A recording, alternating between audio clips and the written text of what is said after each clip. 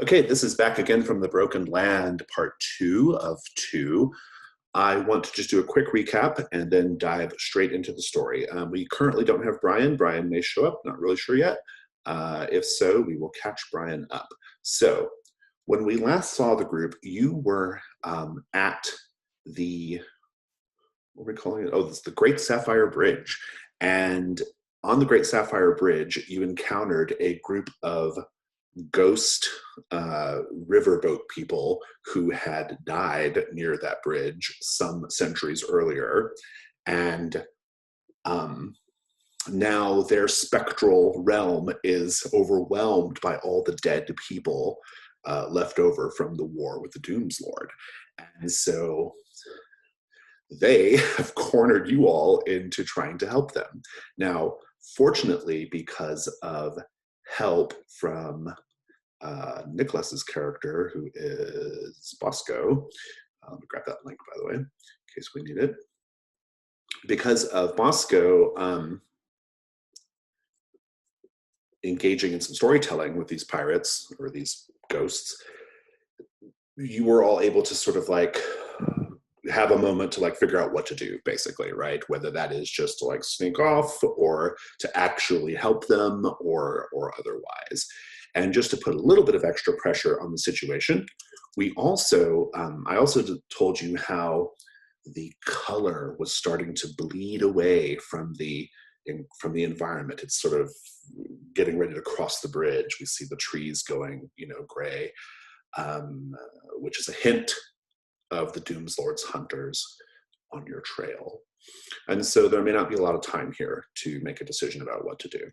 Bosco, I think currently you're going to be engaged with the ghosts, while the other two characters, Caradoc and Lambert, perhaps make a decision about what to do here. So I will throw it over to Caradoc for now. Caradoc, you said you were kind of just happy going with whatever people were going to go with, right? It's the last thing we heard from you, I believe. Yeah, I think so. I think he's in favor of this idea of getting this sort of like new ghosts moved on to their final destination. Not necessarily certain how to do that, but certainly willing to give it a go. Yeah, good. Okay, moving along the massive in the sort of ghost refugees, right? The new ones, yeah, right? Yeah. Okay. Good. And Lambert, what you're thinking again? I believe when we left off, Maloric and I were starting to head toward the end of the bridge, see if there's a path down to like remnants of their ship or something. But I'm thinking as the colors are fading away, this might be maybe making a deal with these dead, saying, hey, distract the hunters, see what you can do with them while we free you, right? Like we're there's two potentially extremely dangerous things happening. If we go deal with one of them that you can't deal with, maybe you can deal with the hunters while we're helping you out. I don't know. That's where my thought is right now. Yeah. Well, Bosco, what do you think, just incidentally? I mean, you're the one who's sort of like parlaying with the ghost right now. Yeah, as we're kind in a hurry, I was thinking of getting down and getting some kind of piece from the ship and maybe get it with us across the bridge, and maybe it's sort of a focus for them, and they will came with us because they were adamant about telling us there was too many people on this bridge for them, and maybe we can get their spirit attached to the boat somewhere place quieter. So that's what was in my mind. Yeah, so that's good. Okay, so I think with everyone's sort of like thoughts about how to go about this on the table, and they're slightly different in their different ways, I think I am going to leave it to Who has the highest true score of the three of you? Looks like Karadek. Karadek, your choice. What do you do? Yeah, I think Karadek is going to sort of pull out like a little set of panpipes he keeps about his person, and play a slightly mournful tune on it, and call out to the the sort of new spirits here, and he'll say, "Hello. I think you're all lost, and bad things have probably happened to you. But it's time for you to find somewhere else to be. I don't know if I can lead you there, maybe away from this place, but I think you need to find a new home." Yeah, that's good. I like that. So it sounds like we're going to be doing the overcome an obstacle move. Sure thing. Negotiate an obstacle, actually. And I think true is the right move here. Is the right sure way to go. thing. Yeah. Oh, sorry. Do you have a? Yeah. Sorry. That is. Yeah. Our die roller's lately helping Lemur. Lemur's normally a piece of shit, but today, lately, he's been good. So.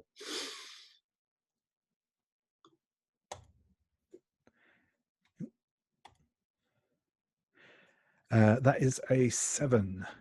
Let's take a look at the text of the move. On 79, I will present you with a hard choice or painful cost. So on a 10 plus, you solve the problem handily. You may remember and name one of your burdens. On 79, I'll present you with a hard choice or painful cost. Okay, so basically, yeah. Here's what I think the cost is. The cost is you will be able to get these ghosts across the bridge. They will start to gradually follow you, almost like you're herding them away, right?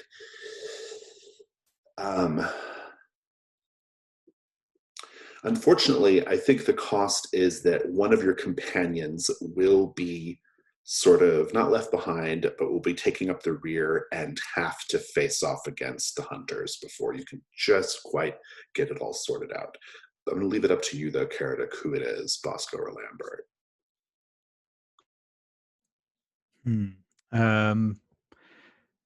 I'm wondering.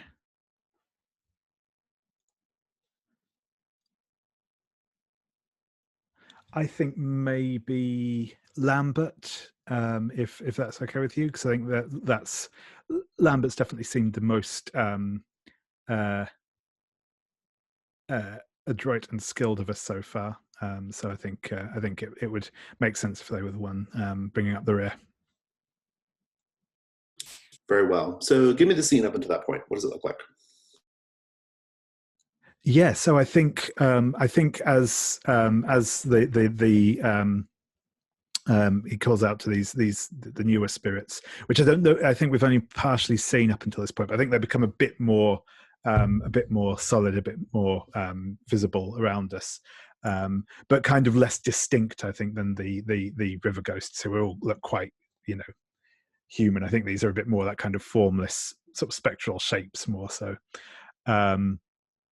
And I think once they sort of start focusing on Karadek, Karadek is going to start, as I said, continue sort of playing the pipes, and you said, it's quite sort of sad, dirgy type song, and as he does so, the sort of spirits do start to drift towards him, and as he walks across the bridge, he has this sort of little cloud of ghosts following along behind him, probably looking a little unnerved as he does.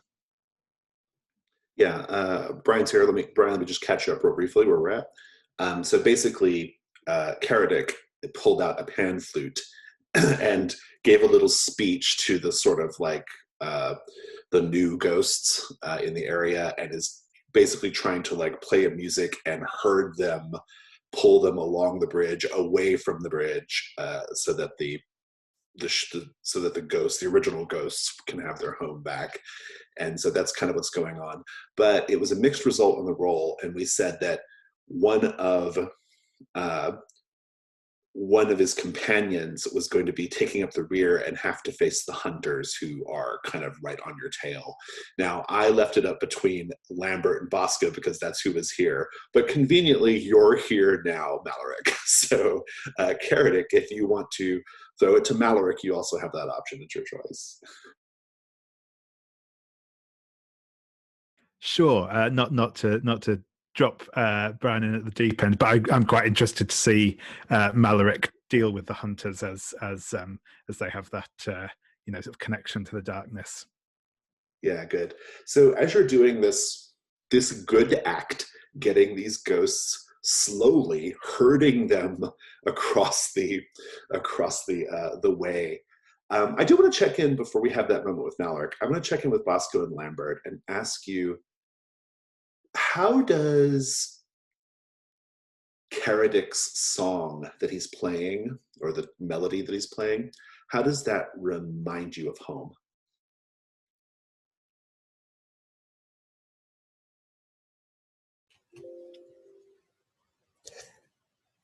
I think it for Bosco is a joyful spirit. It lacks other instruments, other voices in the melody. He heard the pan flute, but in his mind it brings it lacks some things, because what he likes in the music was the all globalness of the music, with the pan flute, but also the percussions, the songs, the voices, and it's lacking something. Yeah, Lambert? I think the flowing nature of it reminds me of wind chimes that a lot of people have on the outside of their burrows back home. So I think it just reminds me of listening to that while reading or something. Nice, thank you, both of you. Maloric, it's all going very slowly. You have probably seen sheep move faster through a pasture than these ghosts are moving across the bridge and across the river. But it is happening, just very, very slowly. But the pressure is on, because you start to see things, you start to see color falling away from the environment, from the grass, from the ground, from the bridge itself. And you are just getting ready to make your way across. You are in the rear of the group. And that's when the hunters spring up around you.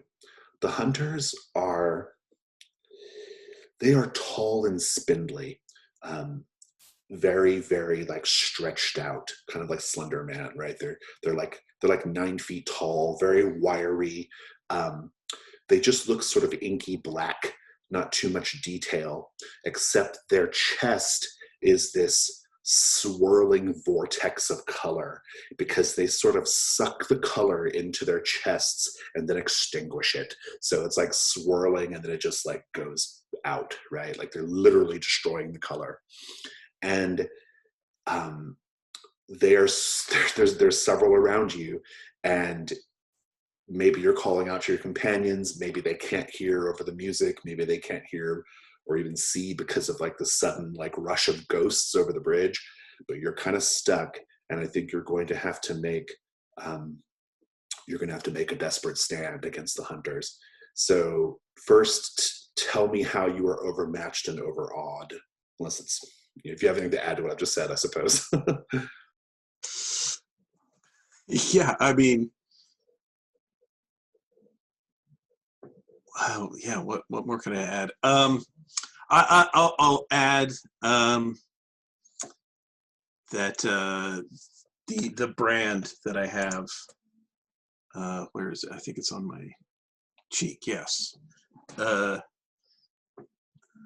What does it do? I think you see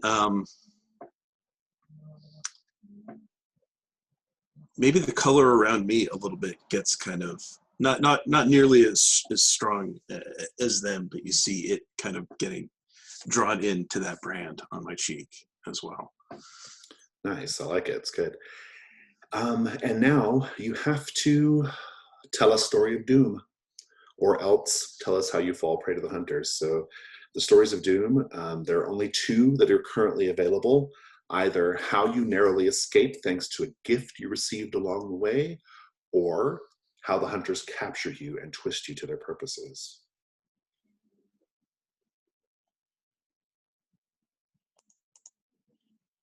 Okay. So this is not a story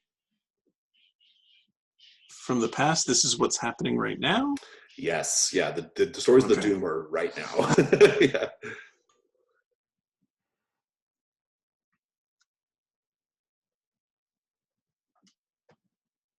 Well,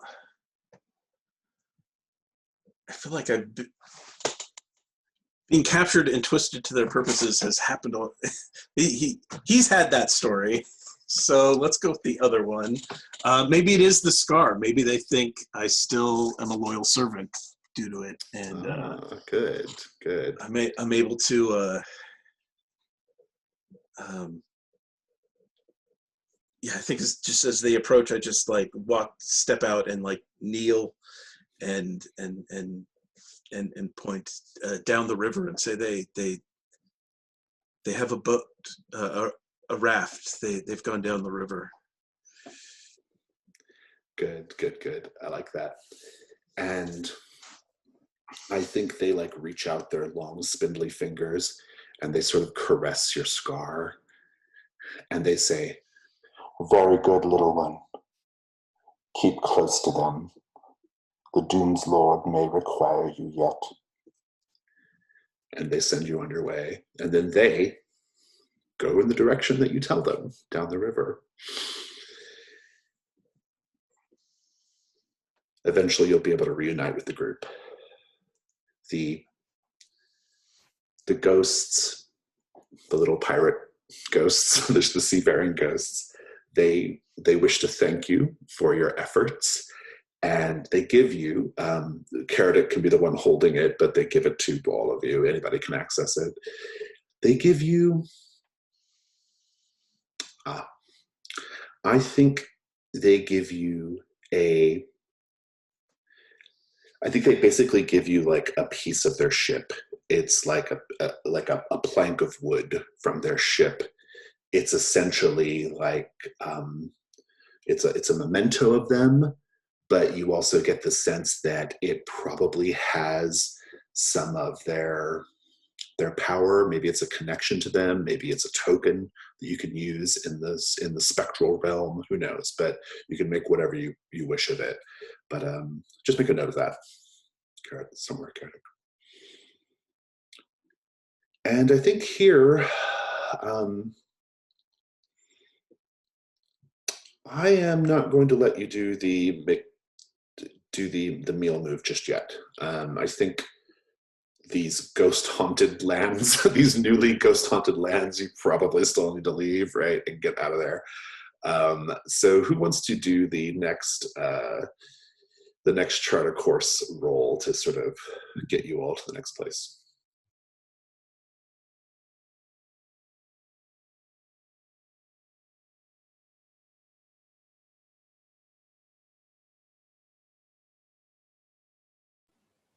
If anyone's up for it, I think Lambert would be up for almost like, I don't know, as since Lambert was probably the person who charted most of the courses throughout the trip, on our way back, since it's like less stakes, I could see Lambert almost like being willing to help someone like narratively. So if someone else wants to do it, but that like Lambert is there with you or showing you the way or something, I think that could be a cool little scene.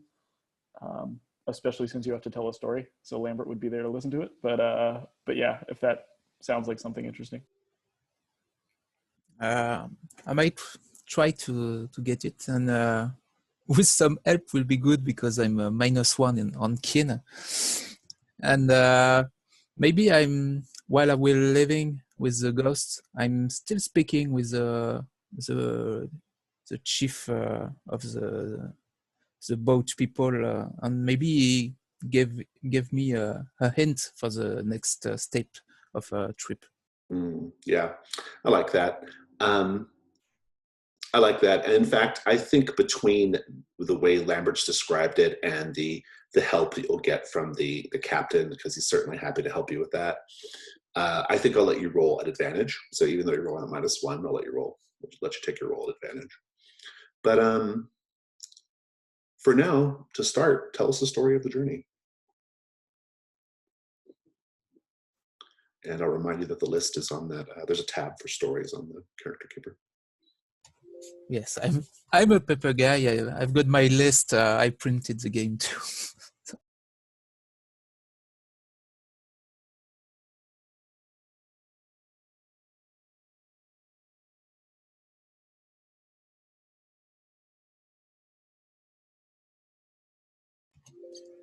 Yeah, I got one.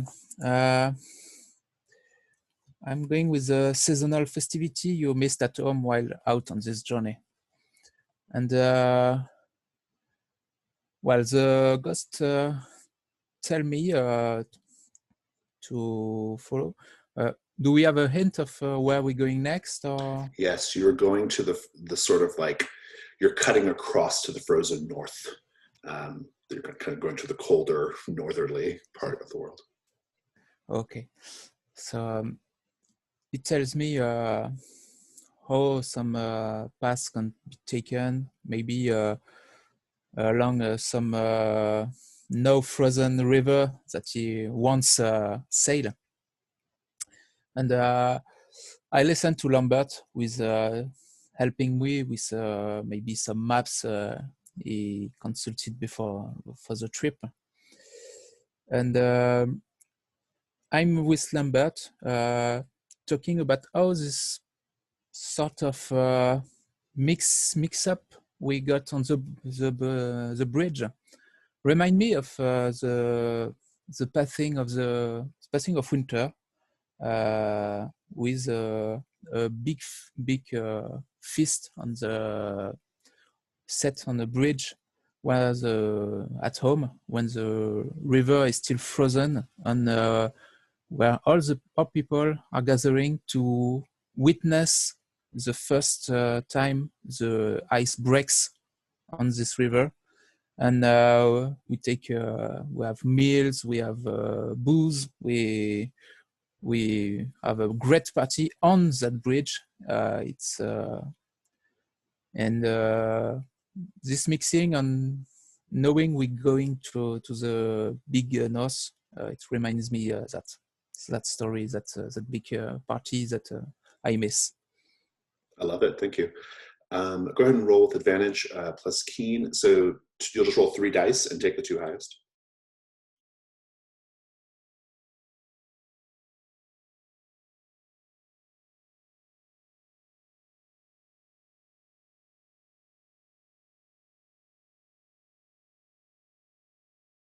It's going to be 7. Indeed. Let's take a look at our move.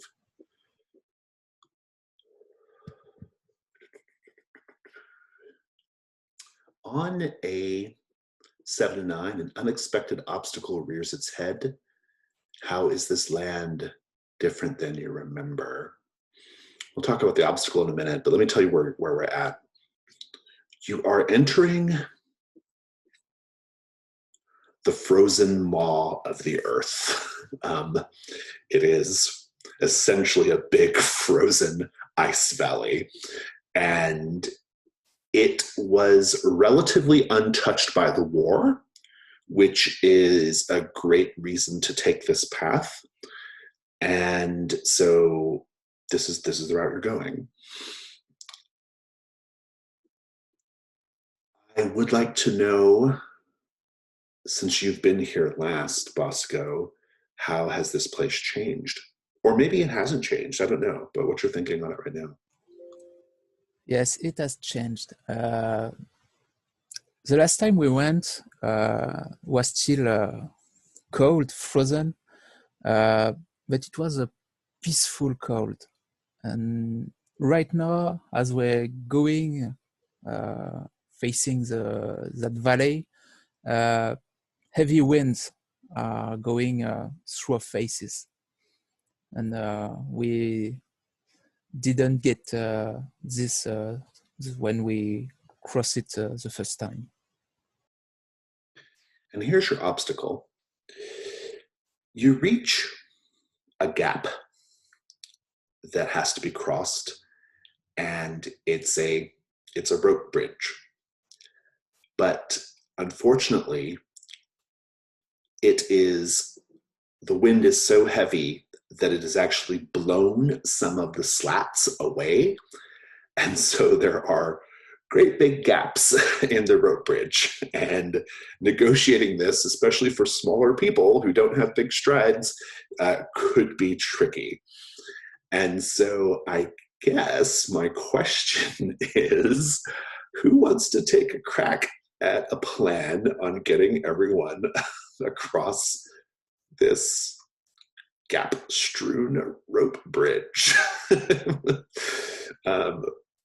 We can have that scene as well while you're deciding if you want to role play it out. By all means, please do.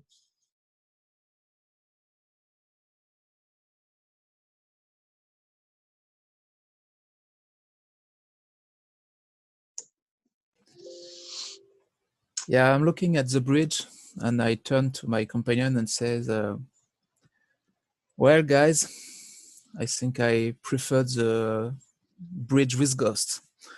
At least there was no hole to get into, and there was water behind. Because here, I don't know what is waiting for us down those big holes on the bridge.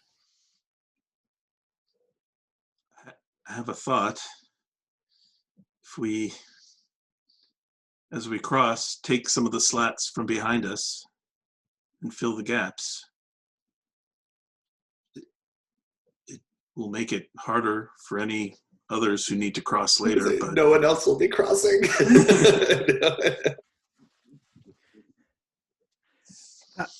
That reminds me of a story I heard once. There was once a little girl who was lost out in the snow, and she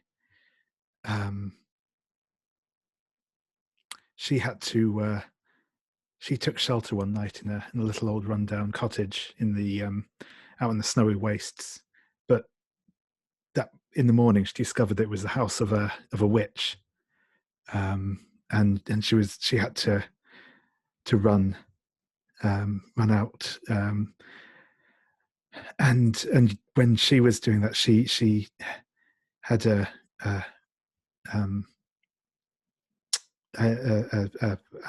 some sticks that she used to help her cross over this great river, and as the witch followed her behind, the evil of her steps caused the boughs of the twigs and sticks to rot under her, and she fell into the river and drowned. And I would like to activate my Rally the Flock move. Yes. Let's see how your story lands. Indeed. Roll plus true.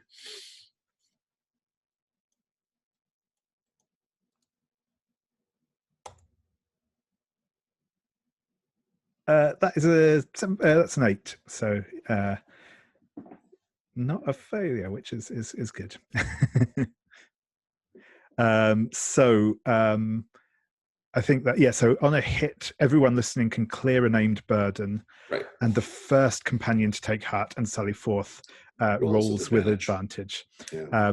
But on a 7 to 9, my own words ring hollow to me, or I leave out a darker passage, and I take on a burden.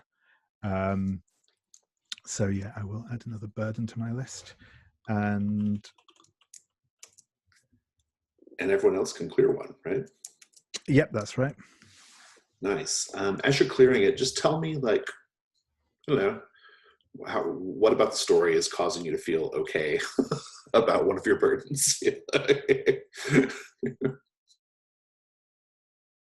If you choose to clear one. I suppose you don't have to.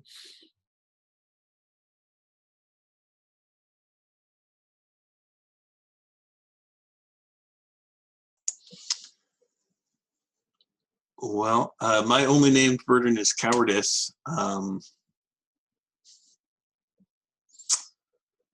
I guess I will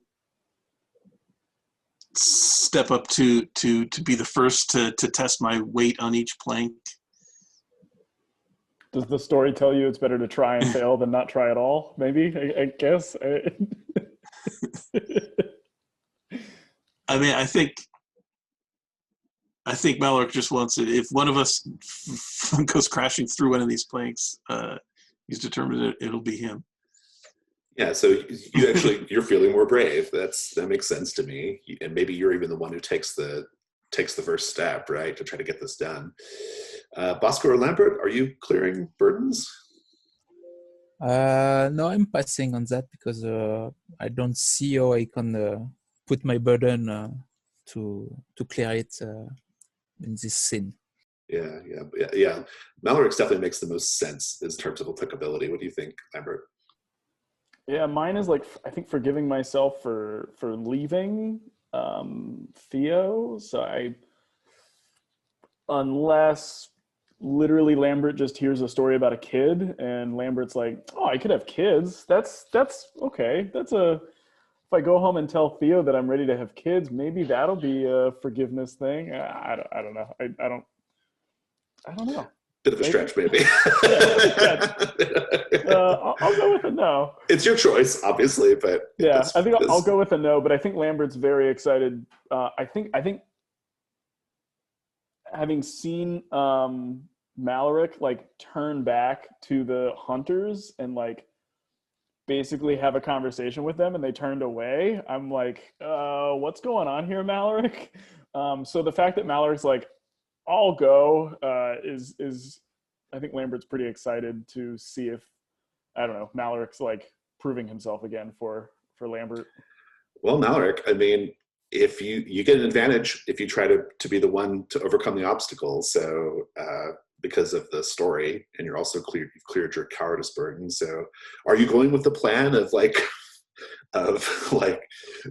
moving the planks away or what? I think so. It sounds like it. Yeah. I think that's probably Keen.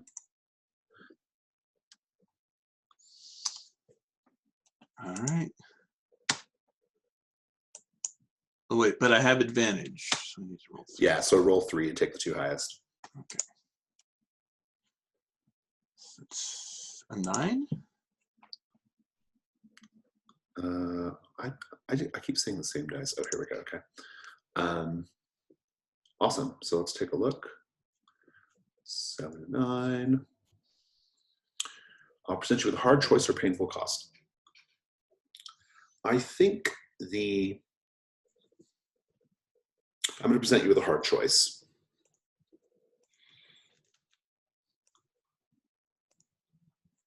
Either the wind that's blowing, this like cruel cold wind that Nicholas described, actually like steals away your gift wind, or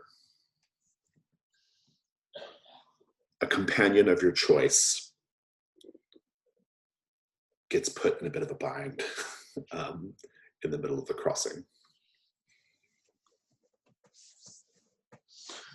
I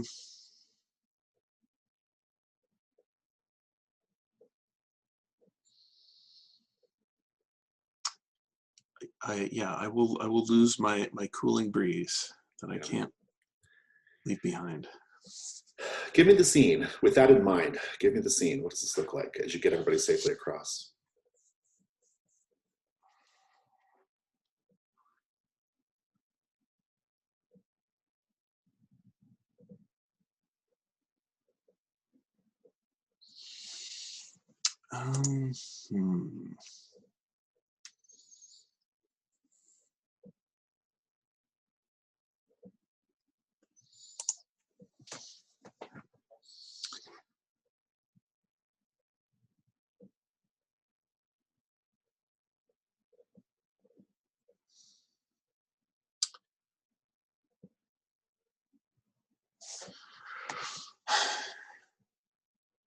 There's a lot because I hadn't totally worked out how I got this breeze in the first place. I wonder if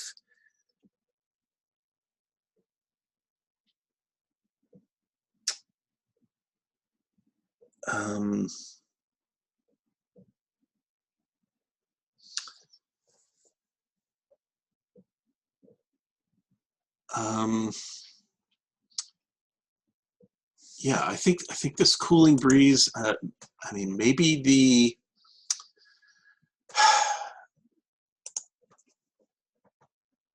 Doomlord stole a bit of the cold from this land, and it was part of his ritual that bound me to him, and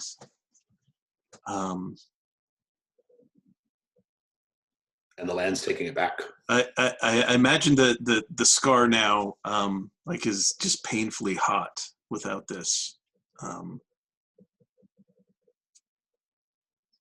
and yeah, coming here with the hold of the Doomlord no longer on me, the breeze just is able to leave and return.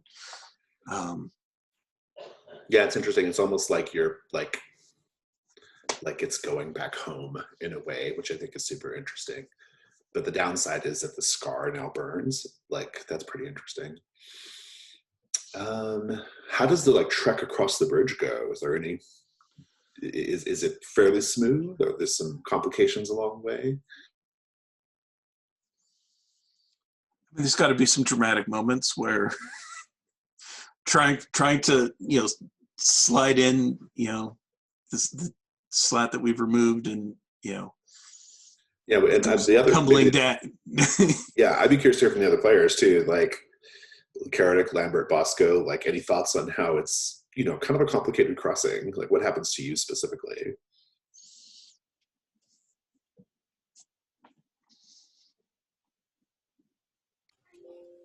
I think Bosco is at some point looking back and seeing the larger gap that we created by removing planks, and in his mind it's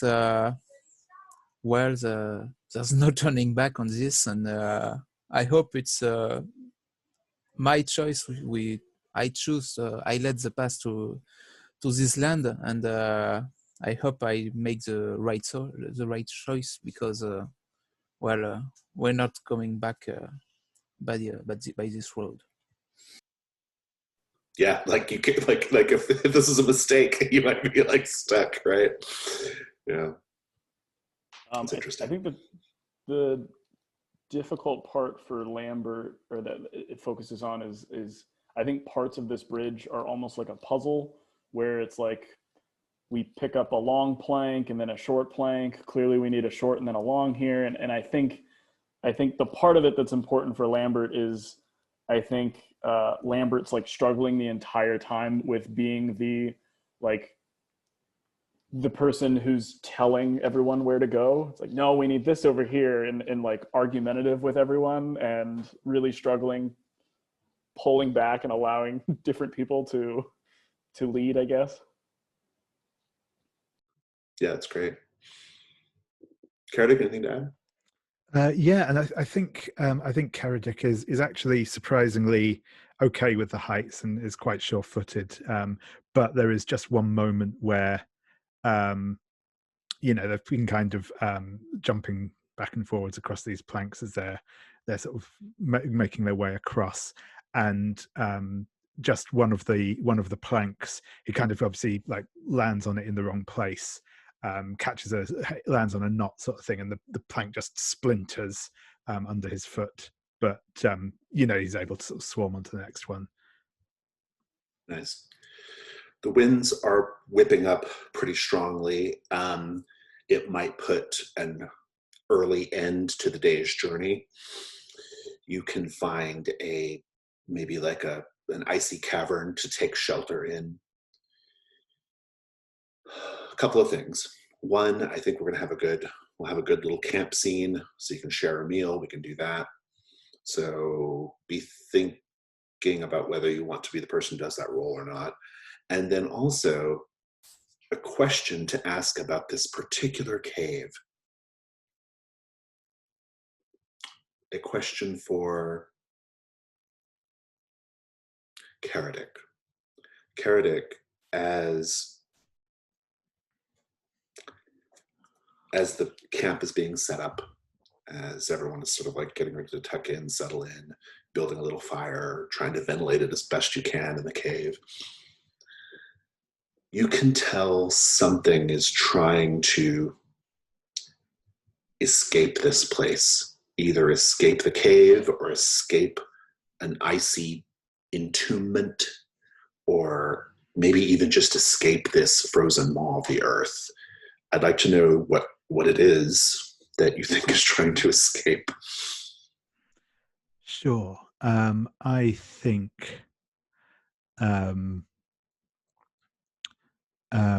it is one of the great dragons was sealed beneath the land here.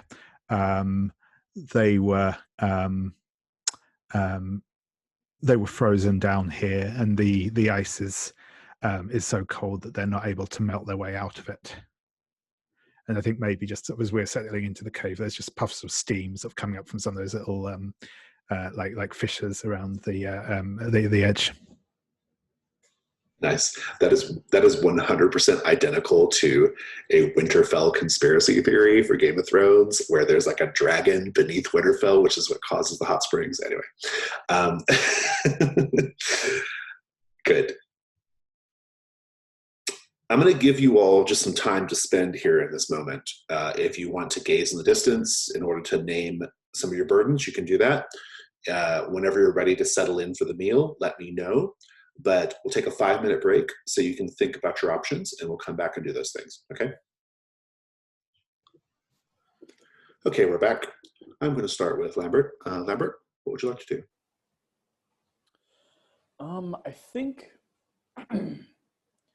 think while Lambert is walking around in this like ice cavern looking for a place to park a seat, do some writing, do some reading, something like that.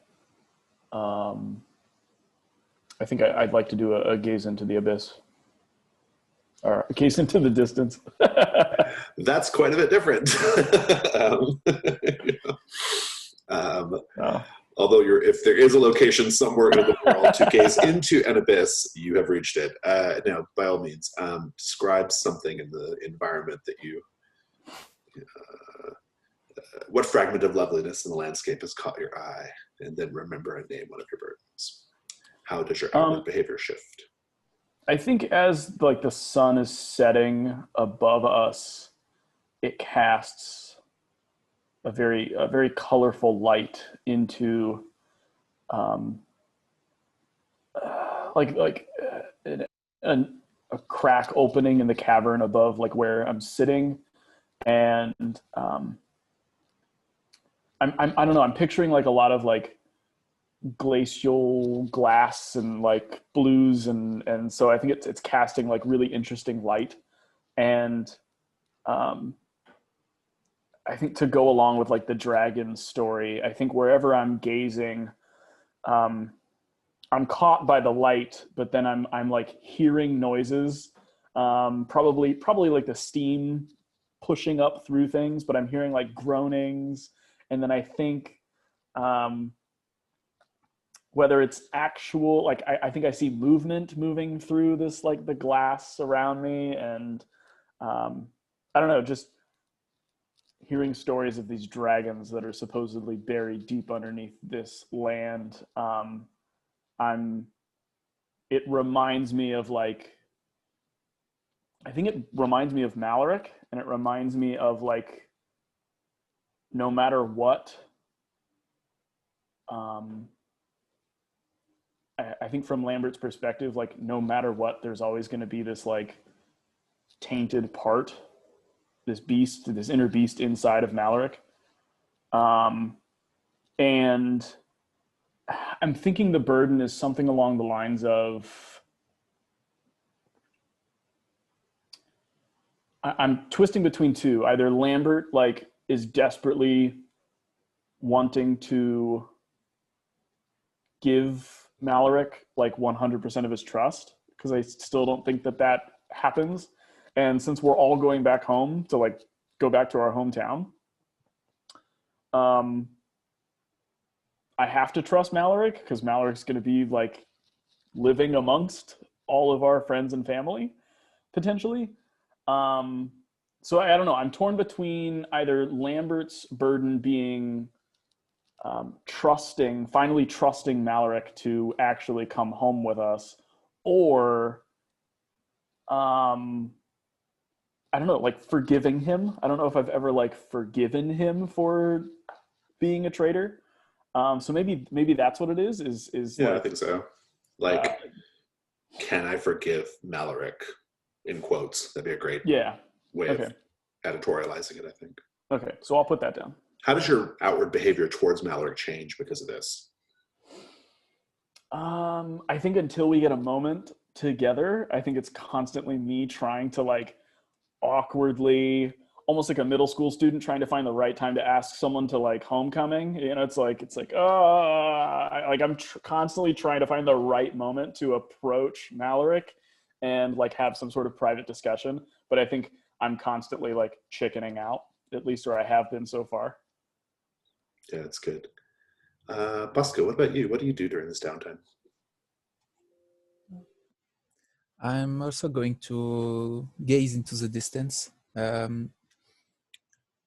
While we're sitting into the cave, I come upon some secondary cave with I don't know, bioluminescent shrooms. Yes, mushrooms, and I just sit and watch them. Their color is changing, like in some melodies, but the only thing I see is mushrooms, because my parents were mushrooms growers back in town, back at home, and well, it causes me homesick. It makes me want to go home, and yes, I never liked those mushroom caves back at home, but now I'm missing them, and I want to get back at them to maybe work more with my parents. I like it. That's great. How are you going to call that burden? Homesick. Yeah, nice, good. And Maloric, what are you doing? Oh, sorry. Yeah. Yes, and how's your outward behavior shifting? Yes, I noticed that. Yeah, maybe I'm going more pushy, more impatient about getting us to the next step. Yeah, I think that's great. Maloric, what are you doing during the downtime?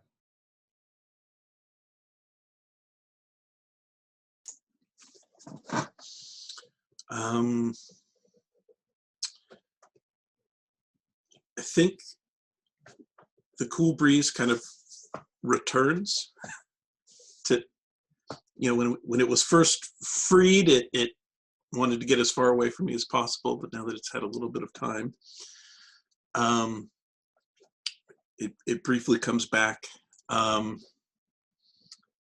think it had this cooling effect, but I think maybe when I was, under the thrall of the bond, it was the part of it that whispered things to me. Whispered all the plots my friends had against me, and all the ways they were, going to betray me. And so I had to, defend myself first. And maybe just, it maybe felt trapped by me, but now, also, it's just says a little goodbye, and I'm sorry, and maybe senses that like I'm still not totally free like it now, is. And the burden is maybe, I don't know, paranoia or distrust. Yeah, I like Very, that. very, very similar to all the feelings Lambert has towards Mallory. Right, yeah. Honestly, it's kind of the mirror image of that. So, Yeah, I like mistrust. I think it's pretty good. Yeah. mistrust works. How does your outward behavior change toward the group because of this? I mean, Mallory is very hyper vigilant and, you know, just sort of darting and dancing gaze. And he was monitoring all of his friends as well as the surroundings up until now. And now he's kind of realized like that's wasted energy and like doesn't have to like watch his back among them specifically anymore. Yeah, that's great. Karadek, what are you doing during the downtime? Yeah, I think Karadek's likewise have gone on a bit of a roam through some of these caves, and I think has actually found like a little hot spring sort of steaming away in the cave. And yeah, he sort of strips down and bathes in this hot spring, and there's just a moment of him kind of looking like peaceful and relaxed for a moment, as you know, he has the first bath I've probably had in a little while, certainly in water this warm. But I think as he does so, he sort of looks down and sort of just across his ribs, there's like a scar there, and he sort of, you know, flashes back to kind of a in the sort of battle, or maybe the lead up to the battle at some point, where kind of he had the drop on one of the servants of the Doomslord, and you know, he's sort of there with sort of a sort of little short sword in hand, but just hesitates before he can kind of bring himself to attack this person, and then they kind of swing round, you know, catch him a blow with their sword, and someone else has to kind of get involved in the fight as well, and they get hurt, and you know, it's yeah, I think the burden I'm going to take from that is hesitated at a crucial point. Yeah, good. And how has your outward behavior shifted? I think when Karadek comes back to the others, he's looking just a bit more kind of generally withdrawn, drawn in on himself. He's sort of wrapped his cloak even tighter around himself, sort of possibly like it's like partly up over his mouth, sort of thing. Nice, good. Who's going to be cooking the meal? Who is our cook today?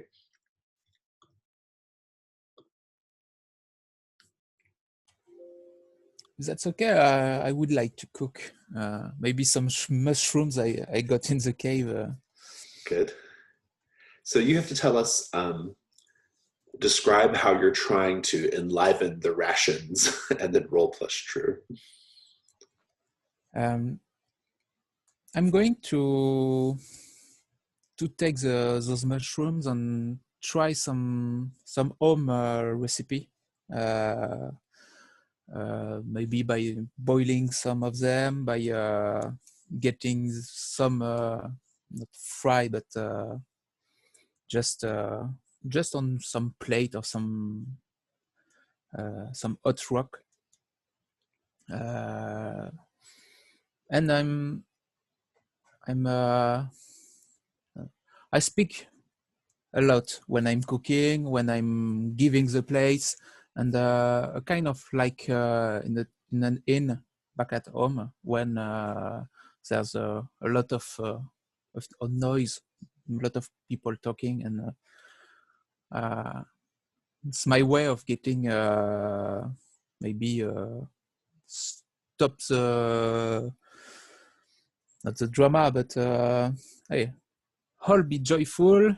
We hit fast, and then we go on. Yeah, indeed. Roll plus true. Let's see how the meal goes.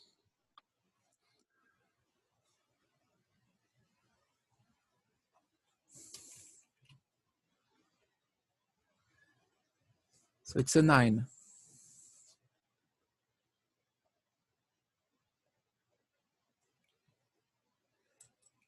On a 9, one of you may tell a story of home and clear a named burden, but one other partaker is conspicuously silent. So I think we should just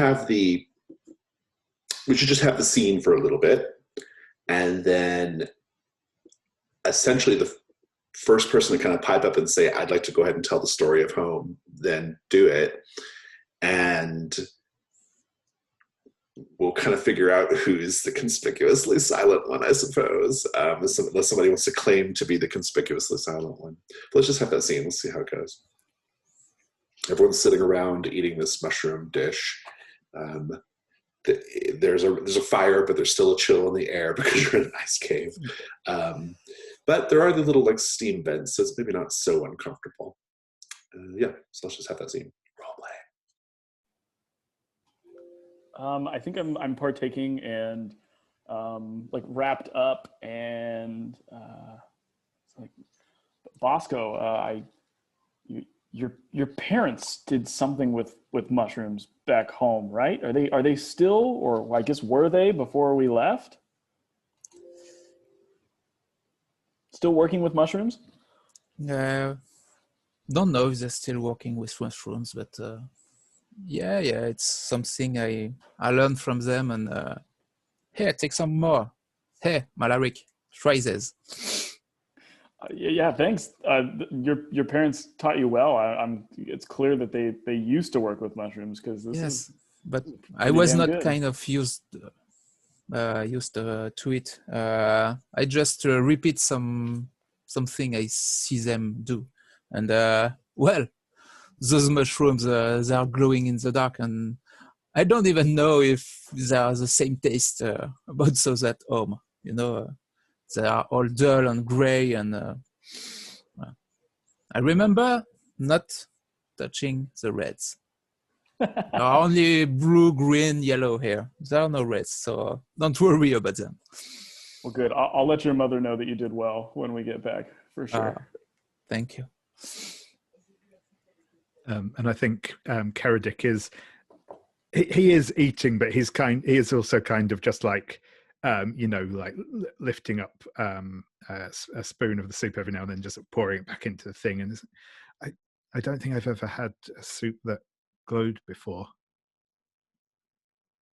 Yeah, I don't know if anyone had a soup that glowed before. I never heard any story about it.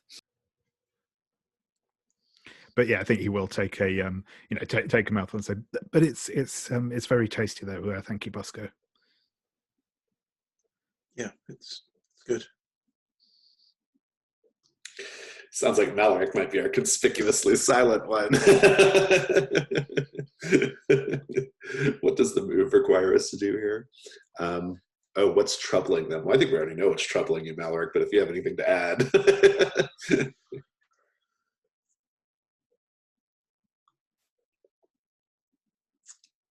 Go ahead.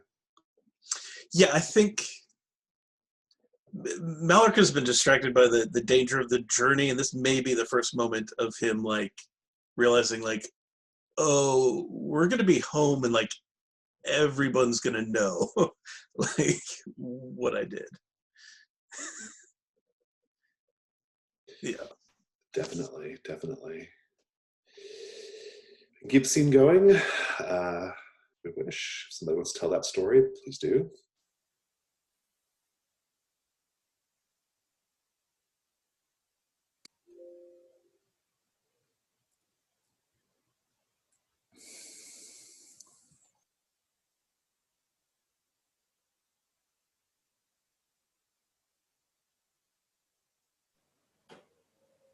looking over the stories of home. Is anyone excited to tell any of them?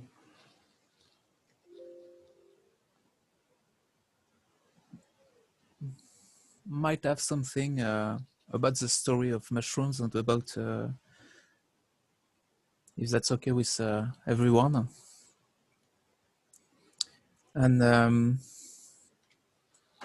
as I'm going through the mill and giving everyone his a part of mushrooms. Mushrooms were everything for my parents. And when I heard you were all going on this adventure, this journey, I remember my mom was sick at home, and my father needed me back in the caves because it was time to collect some mushrooms. And well, I get into the caves, I look at him and I tell him I heard some journey was going to leave the town very soon, and I was rather enjoying this journeys and going with him in those moist caves. So I left him and grabbed just some of my stuff and go with you to this journey. Was the last time I talked to my father. It's one of my own stories from the volunteer. What you left behind in your rush to leave home and why you miss it. Nice, good. And I guess you're going to clear your homesick burden? Or the other one? Or did I? How can I mark that I'm that the burden is done on the sheet? Oh, you can just strike it through. Okay. If you do like edit or format, strike through.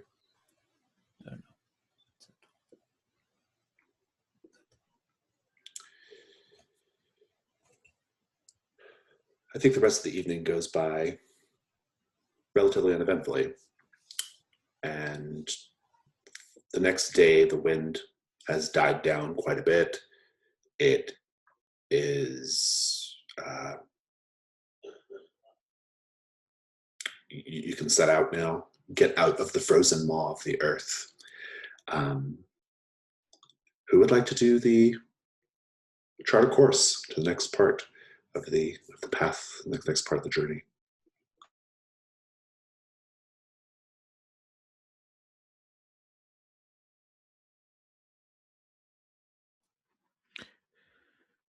Yeah, I wonder if maybe Keradik is sort of taking the lead, mostly out of a, they've just been kind of arranging on ahead a little bit, but being a little separate to the group as a whole.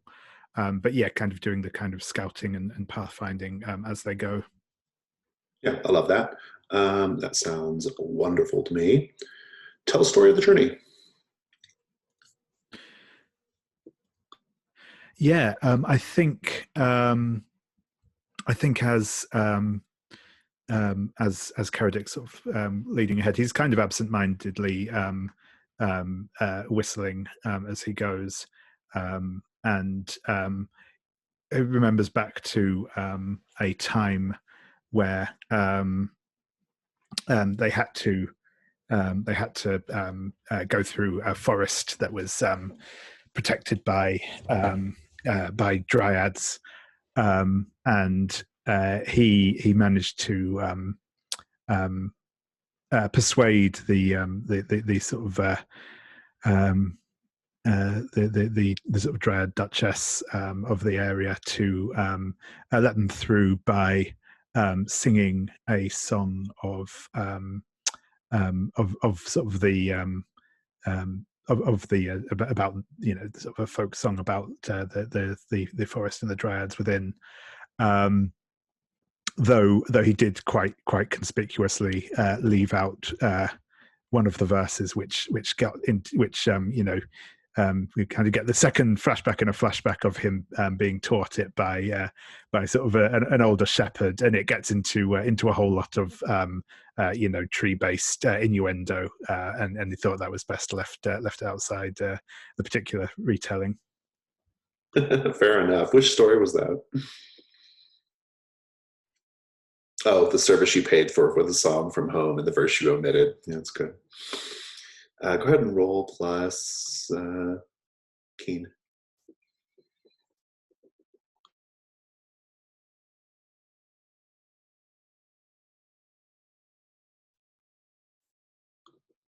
That is a 10, I think, for the first time for me. Yeah, they don't come up too often. Good. On 10 plus, you come on any obstacles from a position of strength and confidence. And I think, in fact, basically what is going on here is that because you're ranging ahead, I think you're basically able to like bypass, you probably see like a polar bear or something, and you're able to get past it, or you see, a particularly solid-looking path, that cuts through a gorge, and so we take that instead of this more slippery slope, right? And yeah, I think it's just you're kind of moving through the frozen maw of the earth pretty ably, and that's all very good. And after a time, you find yourself in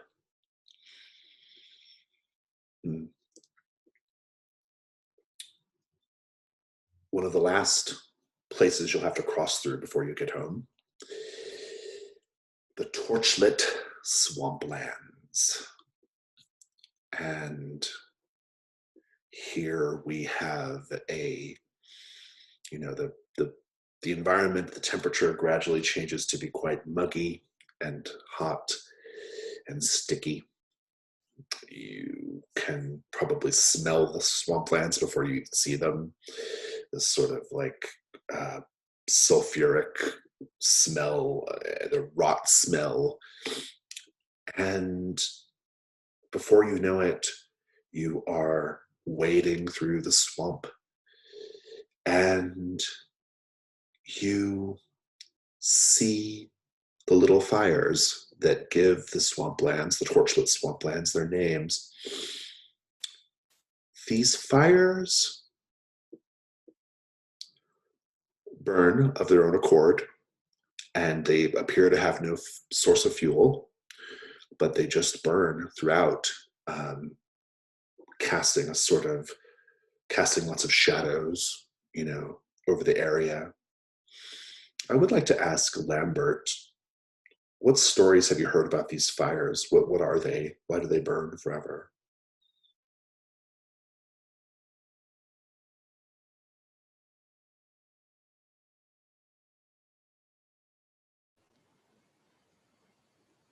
I think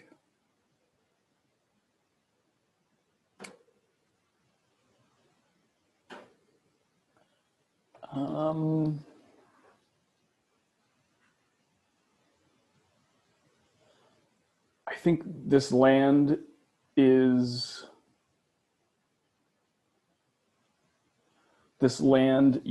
to be, this was like the last battlegrounds of the last time someone like the Doomslord took control. And so this was the site of many, many, many, many bodies that were buried here after. And the flames here that never die out are the energy left from like the souls of the Doomslord's necromancers or something, seeping up from their graves, deep beneath these now swamplands or something like that. Yeah, that's great. And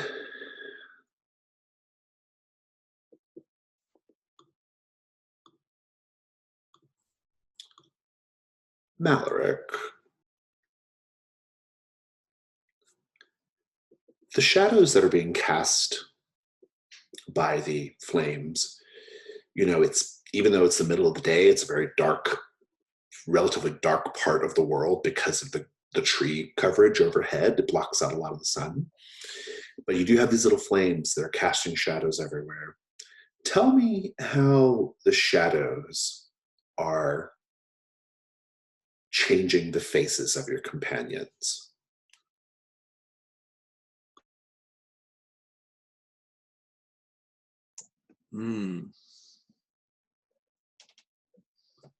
Maybe even how it distorts them.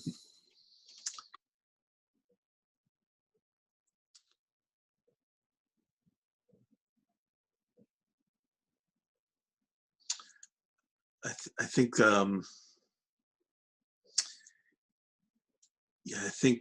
Mallory remembers these few times where like a gathering of like oath sworn to the Doomlord or whatever. Usually they're like him. They're individual, infiltrators and spies and whatnot. But there were a few times where a group was gathered and their hidden brands flare up, and they had that effect where they're draining the color from their faces, and it's reminding him of that. Good. And as you are sort of slocking through the water, and as you've described it, Lambert, these fires represent the sort of like undying spirits of the Doomslords, fallen necromancers from an age long ago. I think that you all start to see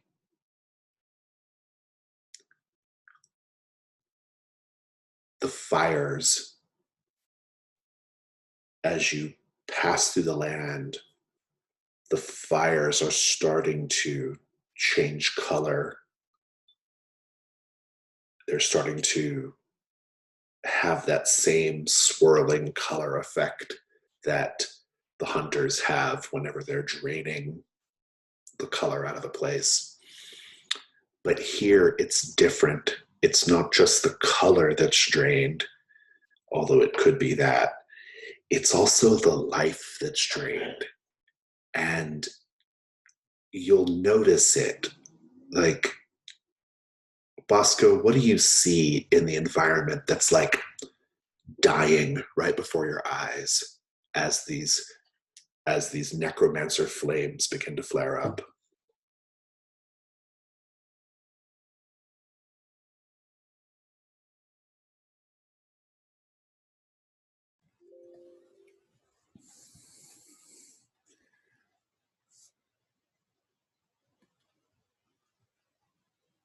I think I see some bushes that try to survive in this harsh land, and they are decaying progressively, faster than what they should do. Yeah, that's it. There's some bushes that I was watching that were normal for this kind of lands, and in a glimpse they are decaying, and in another glimpse they are just dust. Yeah, that's good.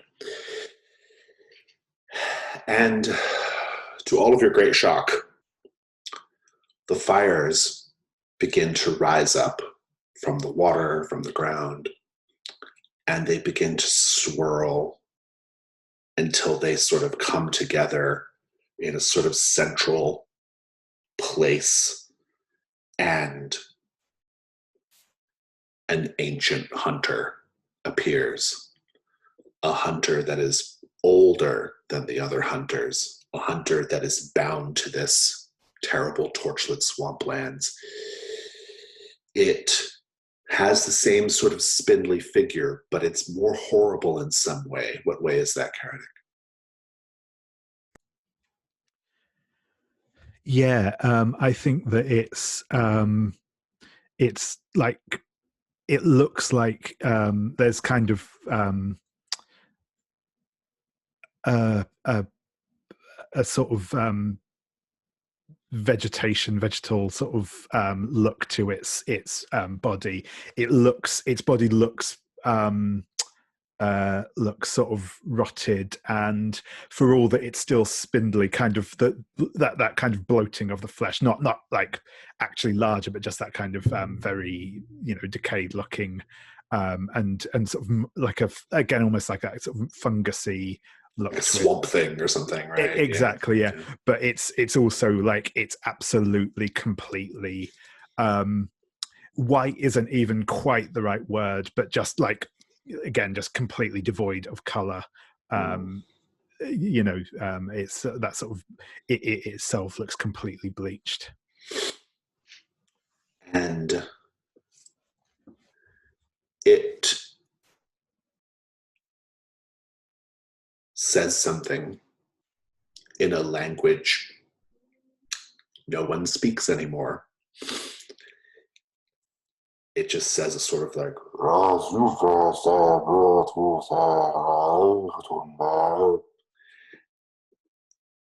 it's not good. What do you all do? I'm going to go around the table and find out what you do. Start with Lambert.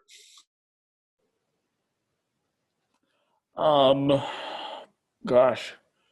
Look, I can see, like, in a protective way of like putting my arms out, saying to everyone, like, get back, let's go that way. let's get the hell out of here. Yeah, I think Lambert's idea is let's just hightail out of here and hope that this decrepit corpse will not be able to catch up to us. Maloric, Karadek, Bosco, any objections to that? Or do you want to do something different?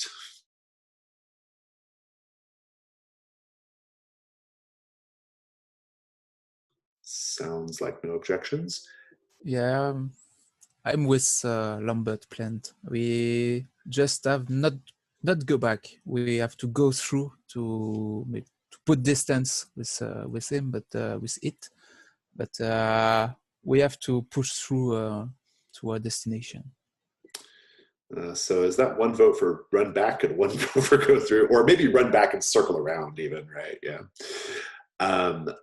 Running, I think, is the key here. Lambert, why don't you take that role? To start, at least. All right. When you run, name who you most want to protect and roll plus Swift. Oh, gosh.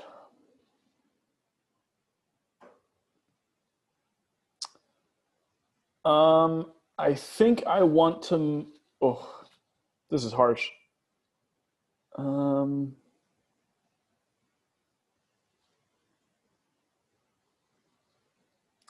I think Karadek is like viewed as the most important in our group to Lambert, and so I think he just wants to make sure Karadek gets through. Not even a bit of redemption for Maloric. No, yeah, I don't know. I think Lambert's view is Malaric's in charge of his own redemption. Very good. Roll plus Swift. Right.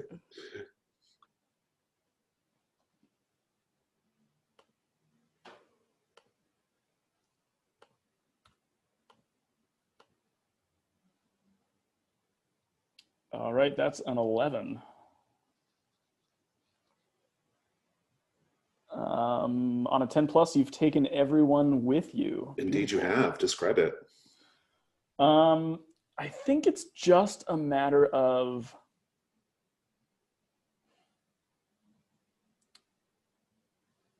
I think like the camera here, like the way that it's shot is very similar to the way that the camera like focused on our feet stepping on the particular boards that we laid down to get across the bridge. And that's kind of like how we're all working together to get out is we're pointing out like tiny little grassy knolls or like little stones or little like stepping spaces so that we don't sink into this bog.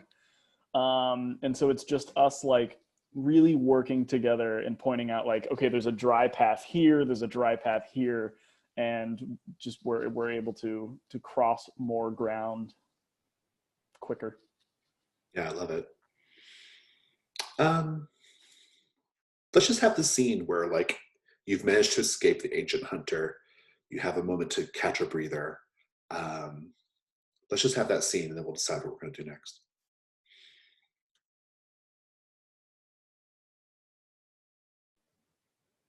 I think as we get to the end or something, because I was focused on Karadik so much, I think I'm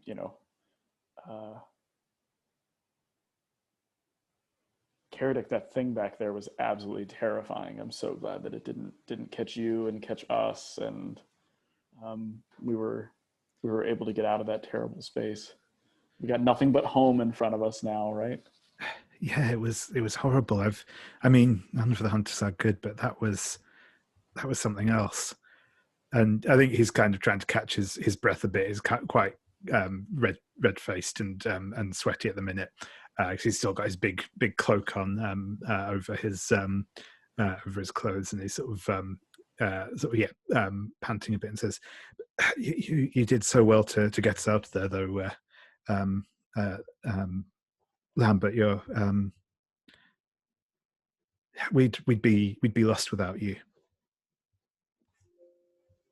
Speaking of lost, you didn't get us off pass, do you? I hope.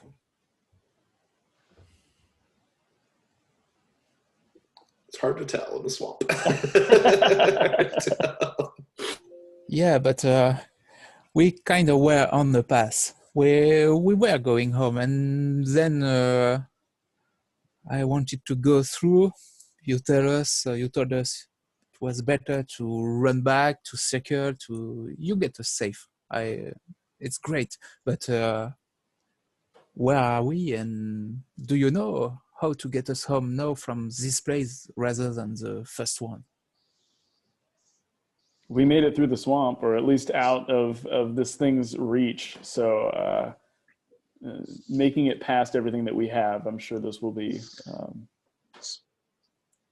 smooth sailing at this point. Better to be lost than caught by that. The other hunters, they want their revenge against us. That it would have sent us home to bring back more to it. Oh, geez.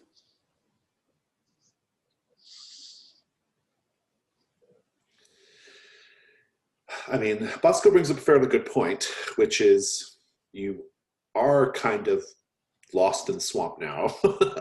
It will probably require a chart the course to get out of here. I will let you stay the night in the swamp. If you want to make camp in the swamp, you may. Otherwise, you're going to have to do chart the course to get the hell out of here. I will leave it up to the group, though, how you want to proceed. Malik, you seem to know the most about this swamp denizen. Should we risk staying the night here, or should we press forward?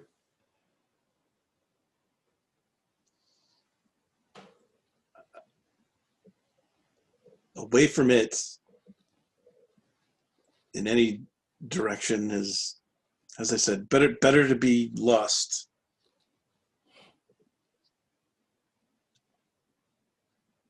I don't disagree.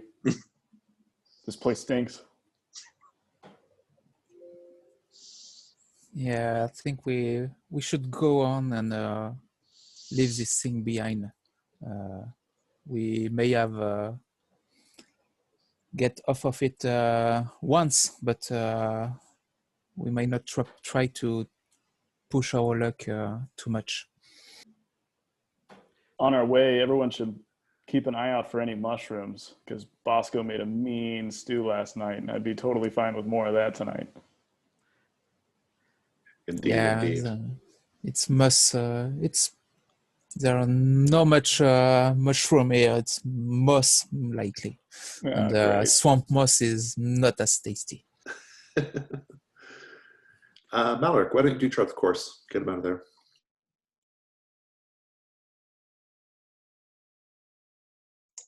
Okay. You have to tell a story of the journey to do that.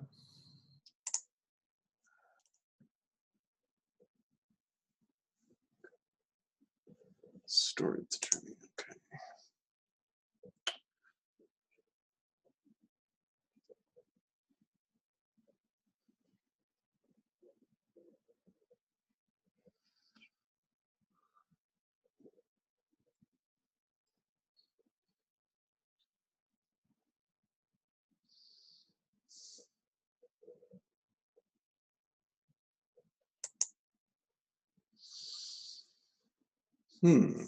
Um,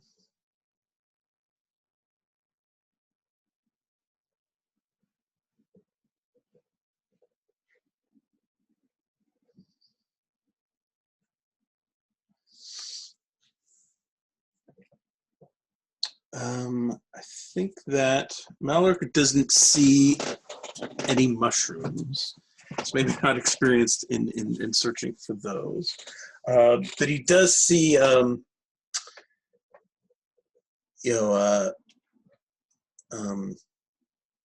some plants growing, some herbs that are familiar. And he remembers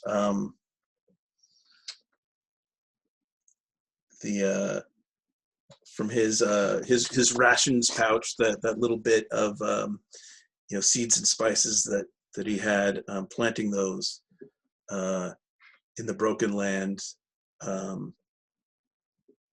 it just was, all life was just wiped out, and there weren't any, he didn't have enough left at that point to even make a meal for everyone. You'd hardly taste it in the stew pot, so he planted them there, and here's a chance to actually gather some again. And yeah, maybe those are plants that can live on the edges of the swamp, and maybe it gives him some kind of direction of there's more of these types of plants in one direction rather than another. Yeah, that's great. Go ahead and see if it works. Yeah, make that roll keen. Let's see if that is a good plan. That works. You got a 10. Nice. You come on the obstacles from a position of strength and confidence. I think the basic obstacle was just being lost, and I think the story you told us and looking out for those particular plants that to be on the edge of the forest or the edge of the swamp are able to help you lead through, and I think that works great. We have one more journey location on the path before you get home. We'll take a 5-minute break. We'll come back and we'll do that.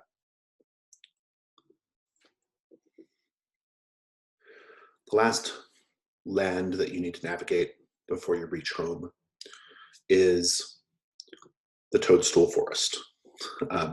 Perhaps of interest to Bosco and his mushrooming ways. The Toadstool Forest, these lands are adjacent to your hometown. They're still a little, you still have to kind of trek through them. They're quite large, but they are nevertheless, many people from your hometown either work in the Toadstool Forest, they gather from it, they tend to it in some way. And I guess that's a question I'm going to pose to everyone. What about the forest was left untended because of the war? Like, how has the forest grown more wild, or what is not being taken care of anymore? Precisely because so many people are either gone from your hometown or are just for safety purposes have not been doing this kind of thing anymore while the war is going on. I'd like to hear from everyone if you have an idea, but if not, it's okay too. I think there are kind of big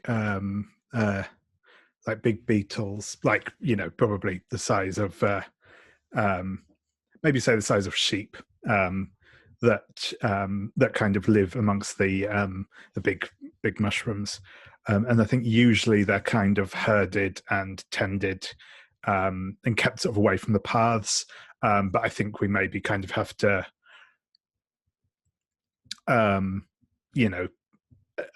evade a few of those. They're not like predatory, but they're also large insects, so they tend to just eat whatever happens to be in front of them.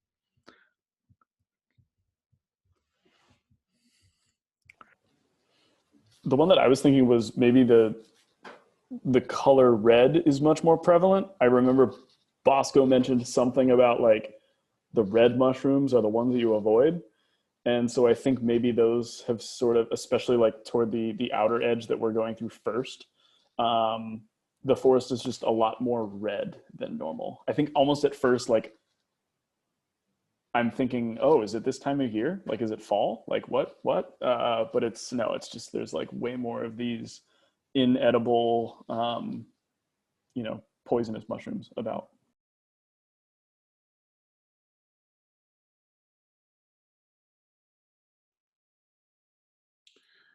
Bosco or Mallory, anything to add about how this place is untended because of the war?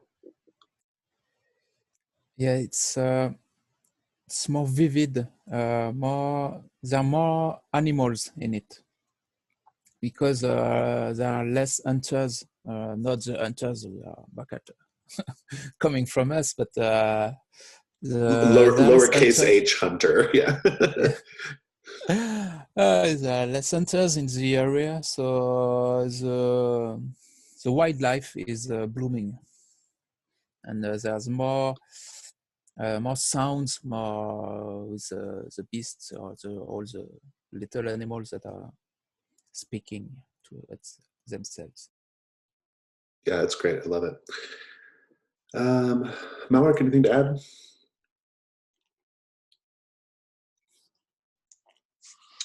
My initial thought got preempted by somebody else. Oh yeah, no, that's something else, but yeah, we could just move on. Yeah, absolutely. Good. I think by the time you arrive in the forest, it's still a good day's journey to make it across the forest to your hometown, and so you will have to stop. I will give you all a moment to have some time to yourselves, or if somebody wants to prepare a meal, we can do that.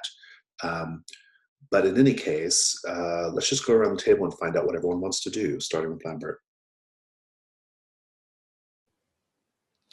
I think for the most part, I don't know if I want to be the one who prepares the meal or if it's just participating in the meal.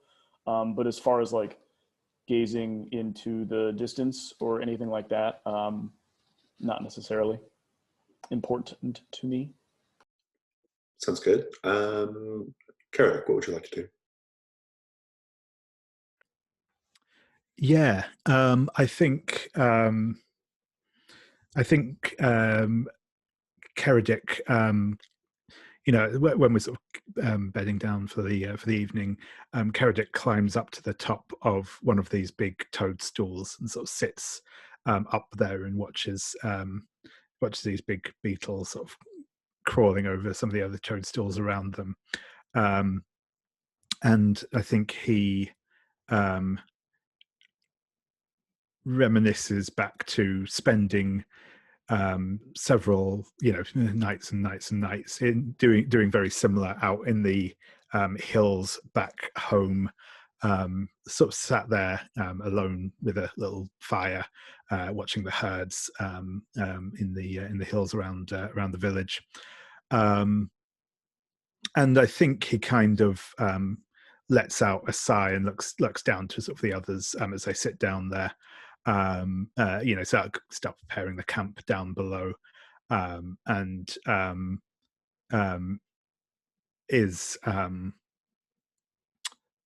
think the burden that I'm going to take is loneliness. Nice, I love it. Thank you. Bosco, anything you'd like to do? Yeah, I think Bosco is going a little off the camp, and he still has this branch that bloom only for him, and with all the life that is coming from this forest, he thinks maybe this is the place he could put the branch for it to come to life. But something he got from a very hard place, some difficult things happen for him to get this branch, and it could be the place, but he doesn't want to part with it. And even if he dug a hole in the mud, and he didn't put the branch, and he get back to the camp to help setting the camp. Before you get back to camp, I think you're out in the woods. You're away from everybody else, right? And you're doing everything you've described. And you start to feel like you do that thing where you brush away a spider cobweb, because like you can kind of feel it. And then like all you can feel is spider cobwebs, right? Like, or the possibility of spiders crawling on you, right? Like you're just having that sort of like, that feeling a little bit, right? And then you realize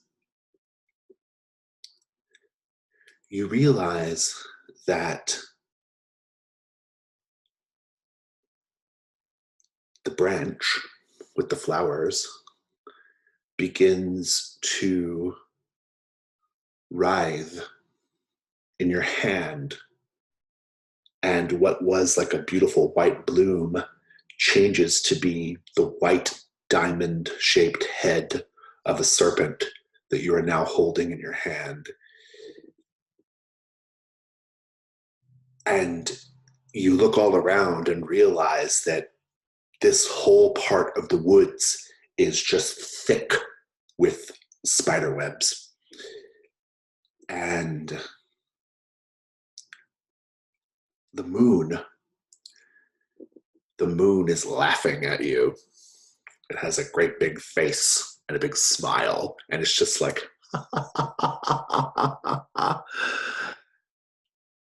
and at another point in the webs, you see your parents, and they're caught in the webs, and they're trying to speak to you, but mushrooms just keep falling out of their mouths, and you can't understand what they're saying. And then you see the creatures that are tormenting you. Large spiders that are perfectly clear, like a lychee fruit or something, right? Like kind of gelatinous and clear, except for just like a sort of strange purple fire in their thorax. And they're about the size of they're pretty big, like the size of large dogs. And you see them descending down the webs that you are quite suddenly wrapped up in, or at least in. You're not stuck necessarily. I don't think you're able to run, though, because of the webs. I think the best you can do is try to avoid this in some other way, to hide or something else. What do you do, Bosco?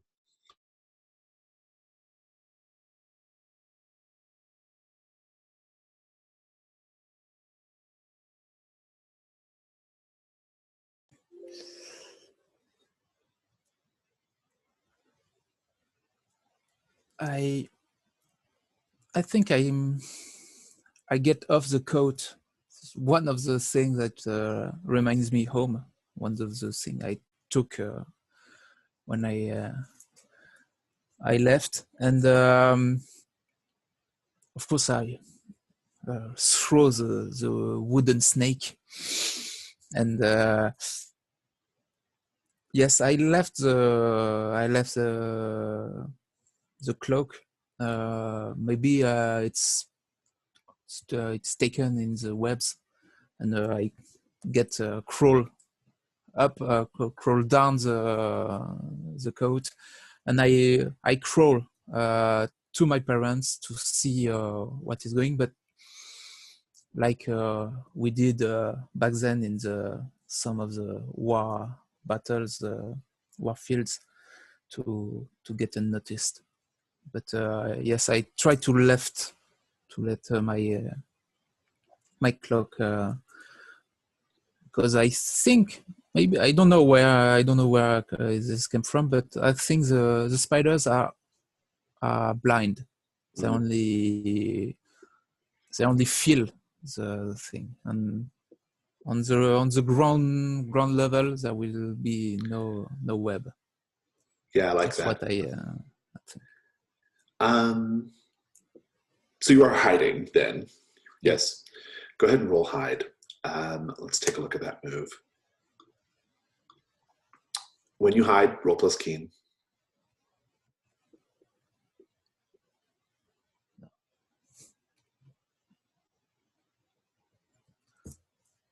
Keen.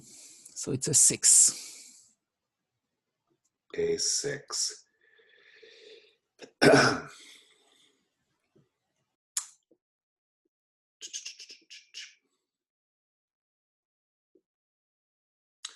On a miss, you give yourself away and are in grave danger.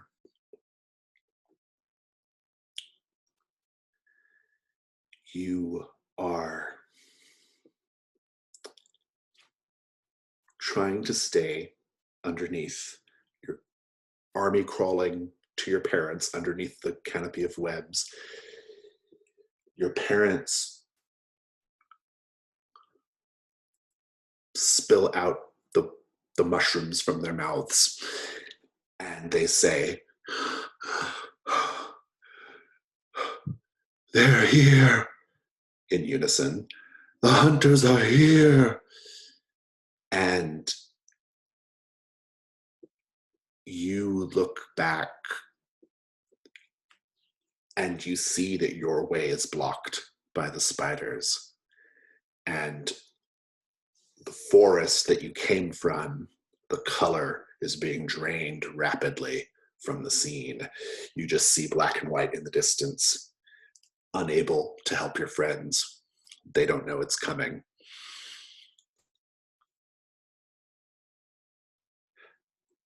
But maybe they do.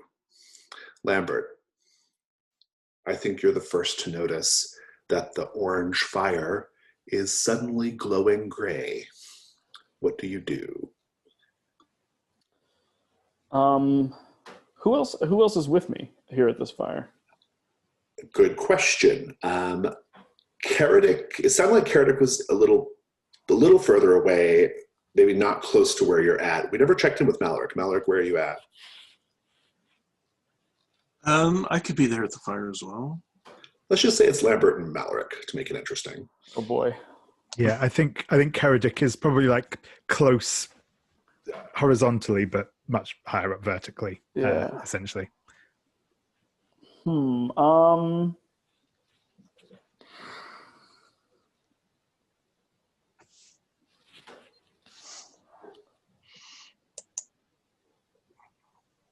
Mallorik, your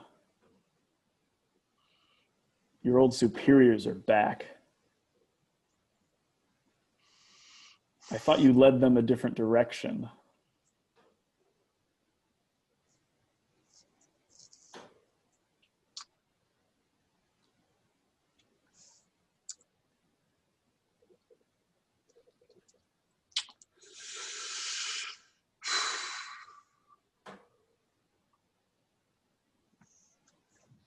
We're so close to home. We need to. We can't let them get any closer through the forest. We're so close to home.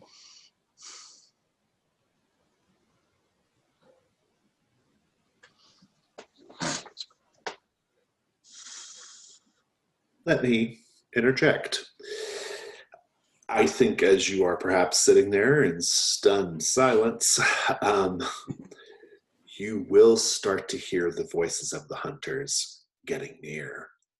And they say to you, "There is no more home.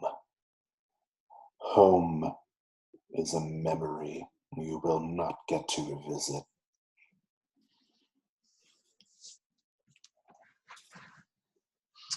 I would really like to use my move on the hunters or another terrible peril approach. Tell a story of the journey that explains your terror. Great moment to use it. Yeah, I think now's the time.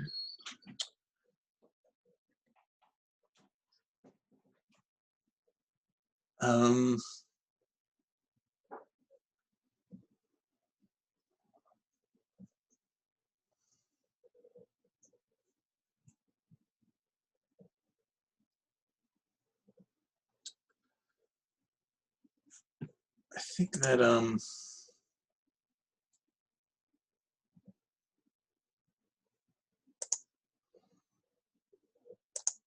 what is it?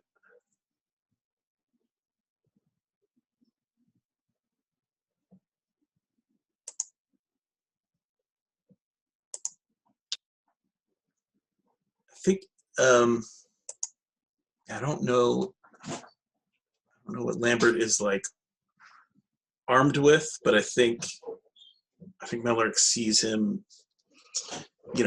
getting a firm grip on the hilt of whatever weapon he holds, and Malaric just kind of like shakes his head like that. Don't waste any time or thought to using that.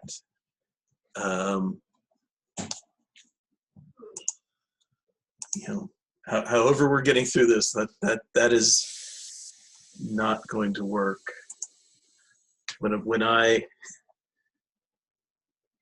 was cut and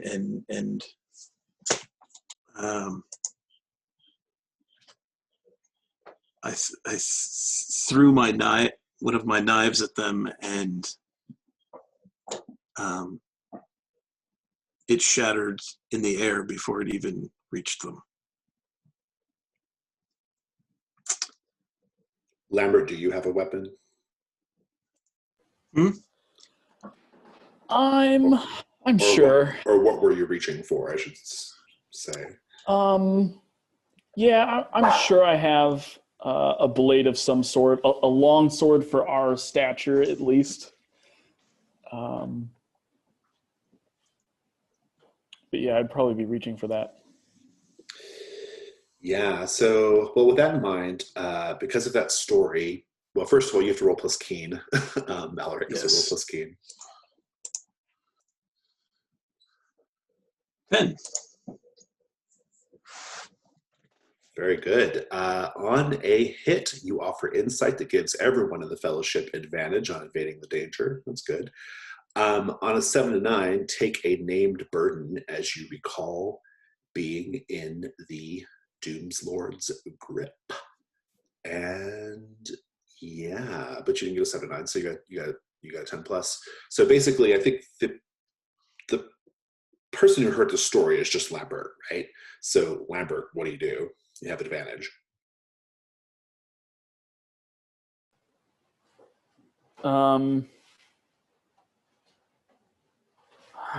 Gosh, probably just calling out to everyone around us who may not know yet, and just, gosh, while I stepped away, Malaric, have we figured out a way to sort of like ward them from progressing? No, Malaric just told a story about how the weapon will break, and they're here, and they basically spoke to you and said, "Home is no more. Home is a distant memory." Right. Right. You have no idea where Bosco is. You don't really know where Karadik is either. To be fair, precisely where he is. So my mind, oh god, this could be bad. Bosco's going to be pissed. My mind goes to, let's just burn the edge of this forest and create a wall of fire between us and the hunter. Because better the forest burn to the ground than our hometown burn to the ground. So that's what I'm thinking. It also sucks that Karadec is probably like on top of the toadstool that we are going to be burning, but I don't know. We shall see how it goes. Yeah. That's your plan. I love it. I think this is negotiate an obstacle. Okay. You've already said how you're approaching it. Probably swift makes the most sense, I think. I don't know if it's I mean, I am going real quick before Yeah. this hunter is past the point where I would be burning, I guess. Do I get advantage because of Malaric's story? Is that what that is? Okay. All right. Yeah, roll 3, take the 2 highest.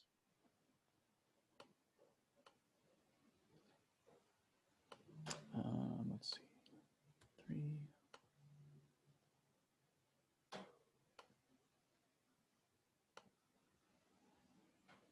All right. It's an 11. Nice. You solved the problem handily. You may remember and name one of your burdens as you recall how you've grown from the last time you faced such an obstacle. I don't think you've got one though anyway. So yeah. But go ahead and just describe how you, save this part of the group at least. I think Bosco's still in trouble. But I think I grab just some like burning brands, some like logs from whatever fire we have there, as gray as it is, and I think I just like run along the edge of the forest between us and it, and I'm sure the flames that like begin to spread and rise are also like colorless, and which is really weird and trippy. But I don't know. I run along the length. Maybe I reach out a bit and sort of create this like semicircle around the hunter so that the only way that it can sort of progress is back away from the flames. But yeah. Nice, I like it. Are you all sticking around? Are the fires going to burn to where you have to leave, or is this more like a perimeter thing you've set? I think it's along. Gosh, I feel like I'd be getting off easy if I managed to set these like this quick movement of burning a perimeter and not causing a good chunk of the forest to come down as well. Yeah. I think that I want to switch back over to Bosco for a moment. Bosco, you will see the gray flames. You will see the spiders overhead. You will see your parents, and they are just like, they're just whispering to you. They're just saying, "Run, run." What do you do?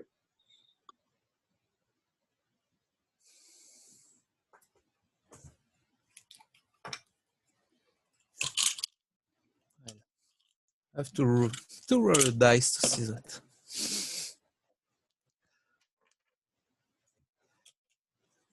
I don't run. I try to save them. Oh, interesting. Yes. I don't even try to know why they are here. It's not the sort of location that will be attending, but I'm kind of lost in the moment. So I try to free them. Yeah, I think that's great. And I think that's going to be negotiate an obstacle. I think the way you've described it is probably true.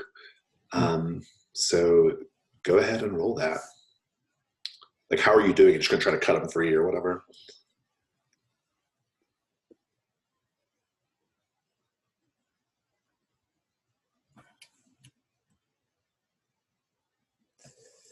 So it's a 9.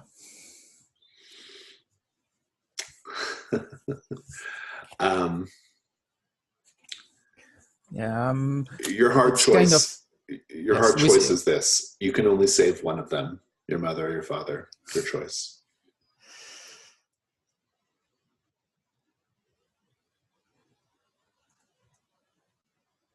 I will go with my father because it's with him that I had the hardest words before leaving our home. And yes, I'm going with my father. I want you to take an unnamed burden as well. But go ahead and describe how you get your father free. I just unscrambled the web in where he is. I tried to get the mushroom out of his mouth. I don't know where they're coming from, but I put my finger. I tried to get him on the ground with me. To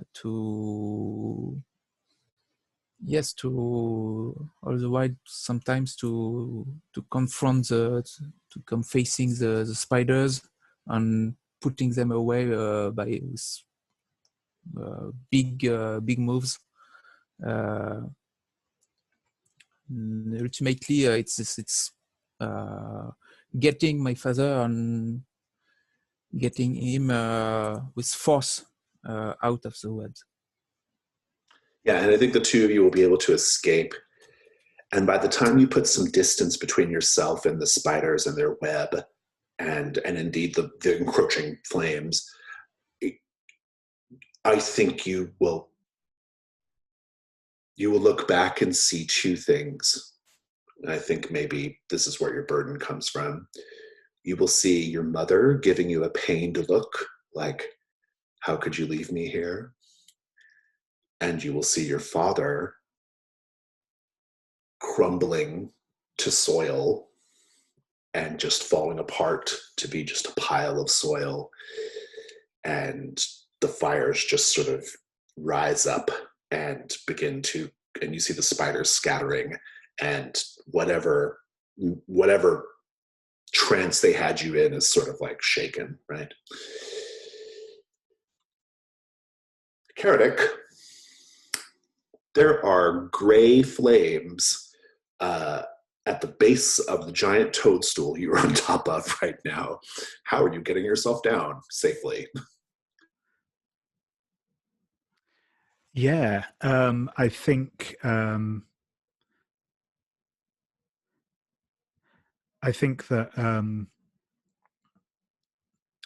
Keradik is going to sort of carefully climb down the sort of the stalk of the toadstool until he's sort of basically above, basically as close to the ground as he can get without actually being in the flames, and then sort of jump from there down to the ground below.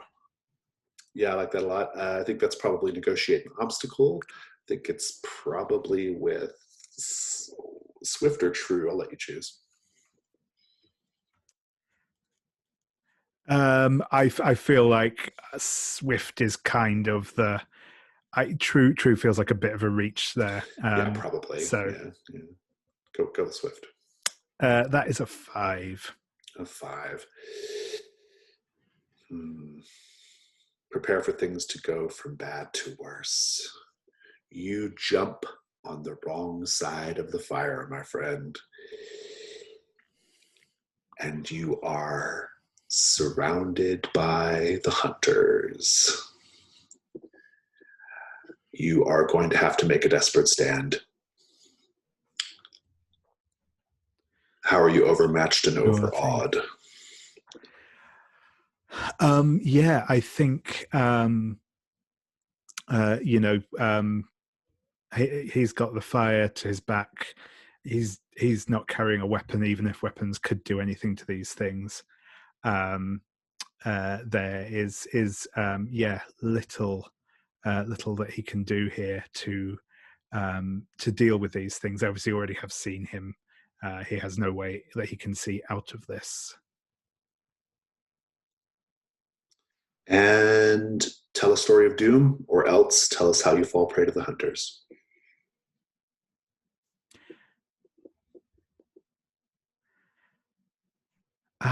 You have one choice on stories of doom. Yeah, indeed.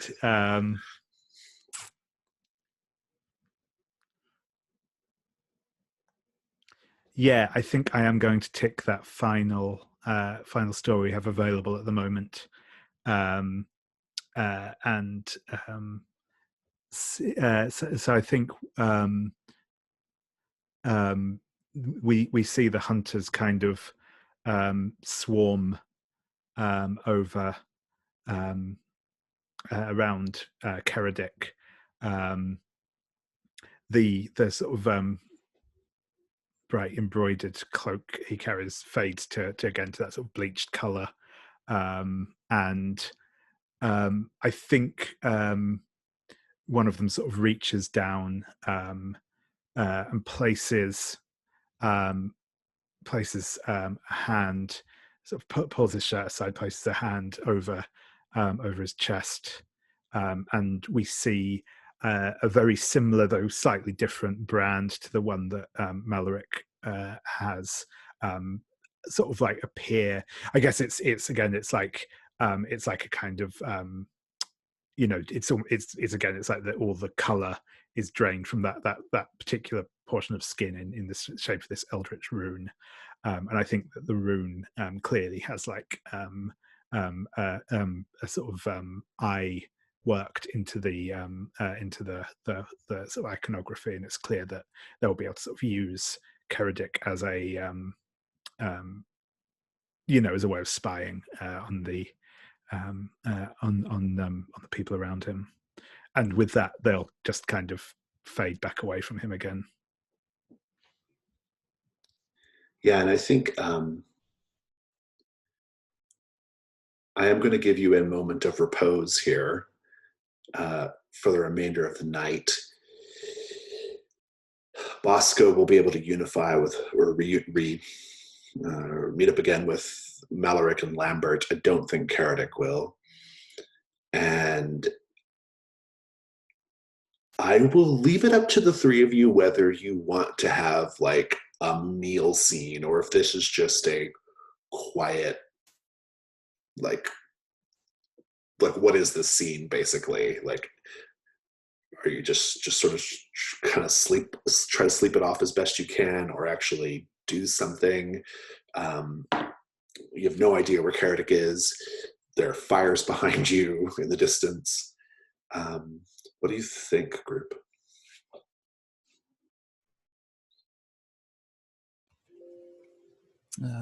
I think Bosco is in no mood to cook some mushrooms right now.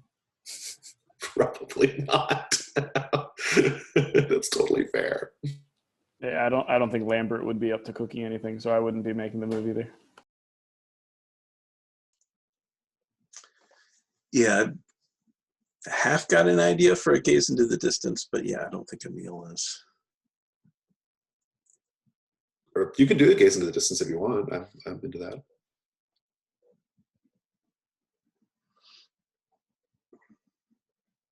Name that last burden.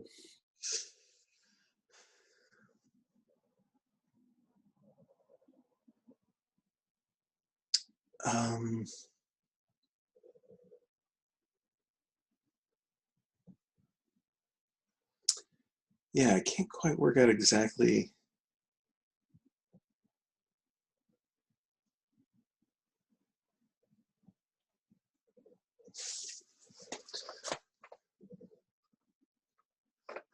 The idea I have in my head is something in seeing the red toadstools burn, or these beetles fleeing from the flames, seeing like these red toadstools are usually just as much as possible when the force is being tended to get cut out as early as possible, because they're just poisonous, so they're not seen as being useful, and these beetles are just a pest. And maybe just seeing some way in which they're useful or serving some purpose. I don't quite have what that is, though. Anyone have any thoughts?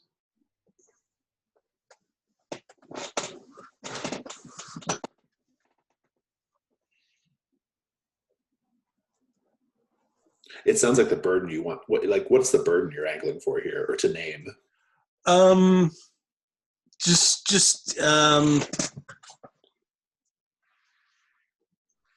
There's a place for everything, that even, the poisonous toadstool has its purpose. Even so you're trying to reconcile the idea that even you have a place yes. back in the hometown. Yeah, that's good.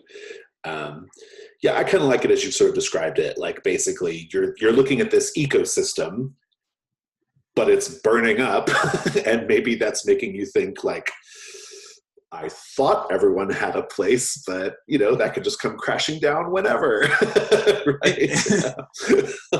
So that makes a good burden, I think. Like, or maybe these red toadstools are somewhat fire resistant, so they're the reason the whole forest doesn't just burn to the ground. That's pretty interesting. I like that too. Yeah. In any case, I think that's you can name the burden. I think that's good. And if there's nothing else, I think the next step on the journey is probably home, right? You've put the hunters behind you. The party is split a little bit. Karadic's coming back quite changed. And that's kind of where we're at. But I will, if anybody else has any last minute things they want to do or scenes they want to have, by all means say so, but we're going to otherwise go to the end game here.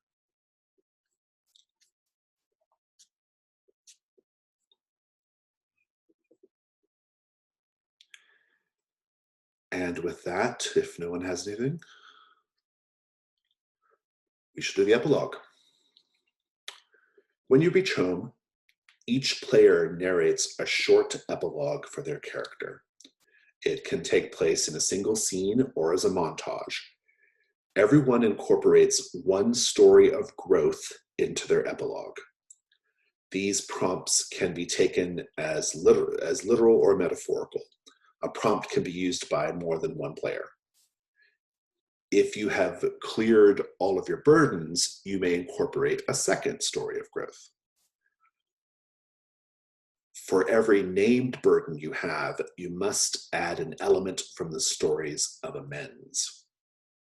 And for every unnamed burden you have, you must add an element from the stories of isolation. So I think the best way to do this is to take a 10-minute break to give you all a chance to look over the stories of growth and amends and isolation and what you have to do based off your current burden mix. And those rules are on page 14 of the PDF that's in the folder if you want to read them directly from there.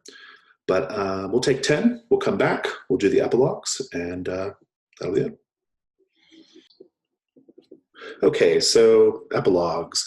I think the best thing to do here is, as much as you're able to, try not to implicate the other characters in your epilogue. If you need to, just ask the player if they're okay with what you're about to do. But whoever wants to go first, please narrate your epilogue.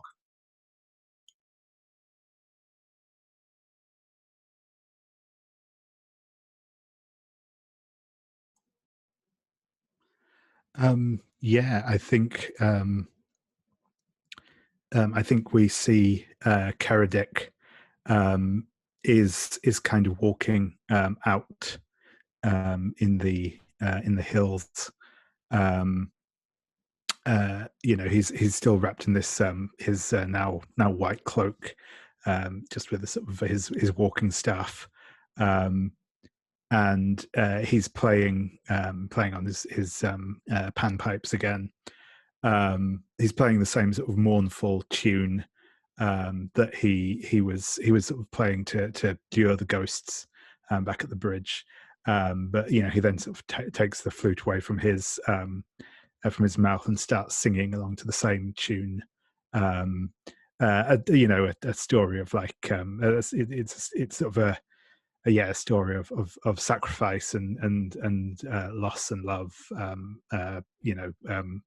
and his voice sort of carries over the empty hillside, and we sort of see him cut to sort of later that evening, and he's out again, sort of still out in the hillside somewhere, just sat by a lonely fire, which and it's sort of kind of clear at this point he's not really watching over any particular flock of sheep or anything. He's just sort of out there on his own, and he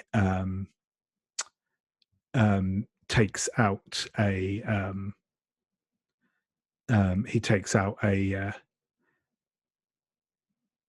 little sort of his own notebook that he has, and there's like a little sketch of Malik, of Lambert in there, and he just sort of writes underneath it,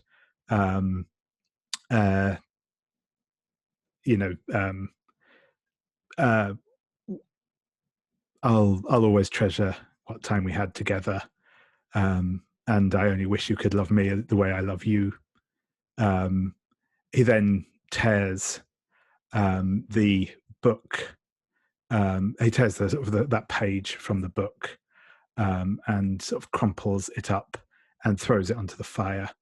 And as he does so, just the little light in his lantern dims and goes out, and he takes it off of his walking staff and just sort of places it down on the ground carefully, sort of thing, and gets up again and walks off into the night. Very nice, thank you. Who would like to go next?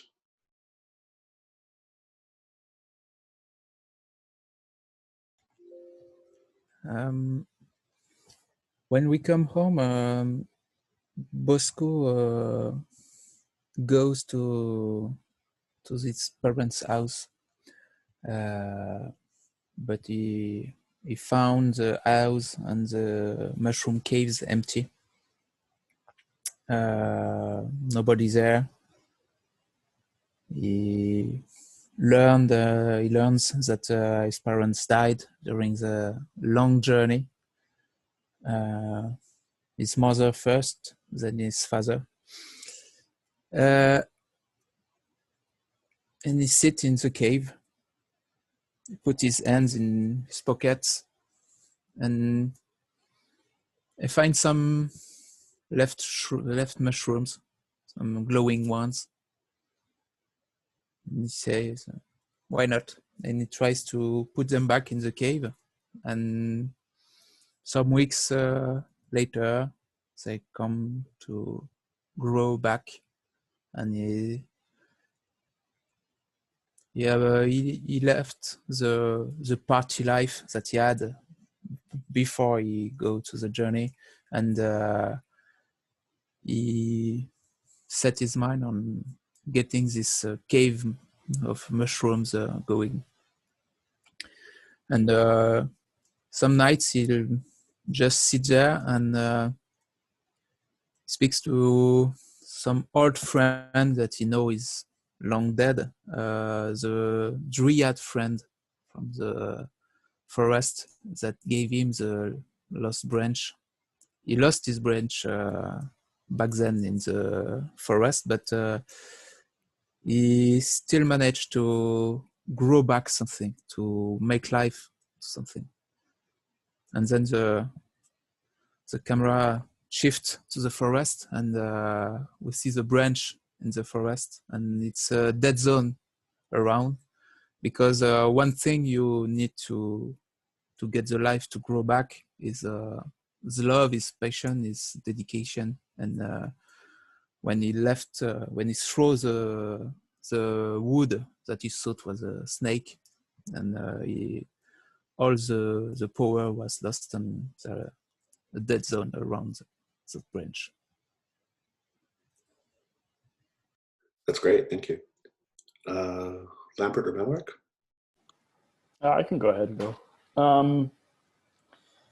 I think we see Lambert walking through our home and seeing how a lot of people have just kept on with their lives, and many people's lives have just moved on. And I think it culminates with finally getting to what home Theo and he had. But I think he sees, as he's sort of approaching the area where their house was, he sees Theo with, I think, another man and like a small baby. And they're like super happy, and the place is all like cleaned, and there's lots of like potted plants hanging outside, and everything's in bloom. And I think we see Lambert just kind of walk on past, pulls his hood up and keeps walking. And I think both of the stories of Amend parts are both amending with himself. I think it's I think we see a moment, maybe before he decides to walk on, you can see that he's tempted to say something, let Theo know that he's alive and back and well, and what his intentions were. But he decides against that, and I think just kind of confesses to himself that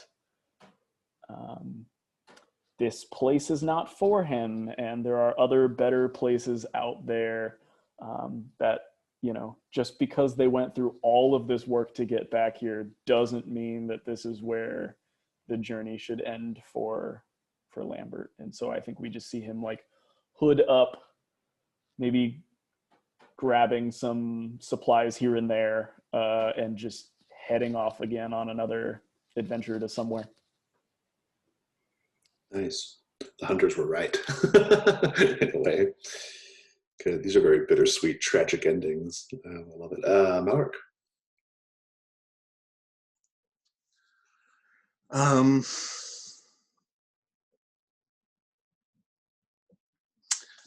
I think you see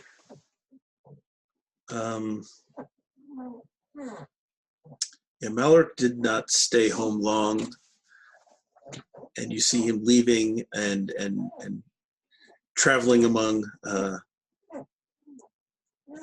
big people, and speaking to leaders among them.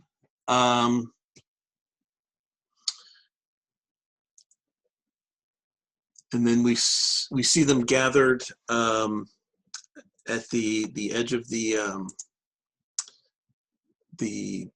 frozen land, where the thawed ice is dammed in a lake, and you know, the dam being dismantled and destroyed, and those waters flooding down into the swamp, and extinguishing those lights and washing a lot of that ground out to sea. And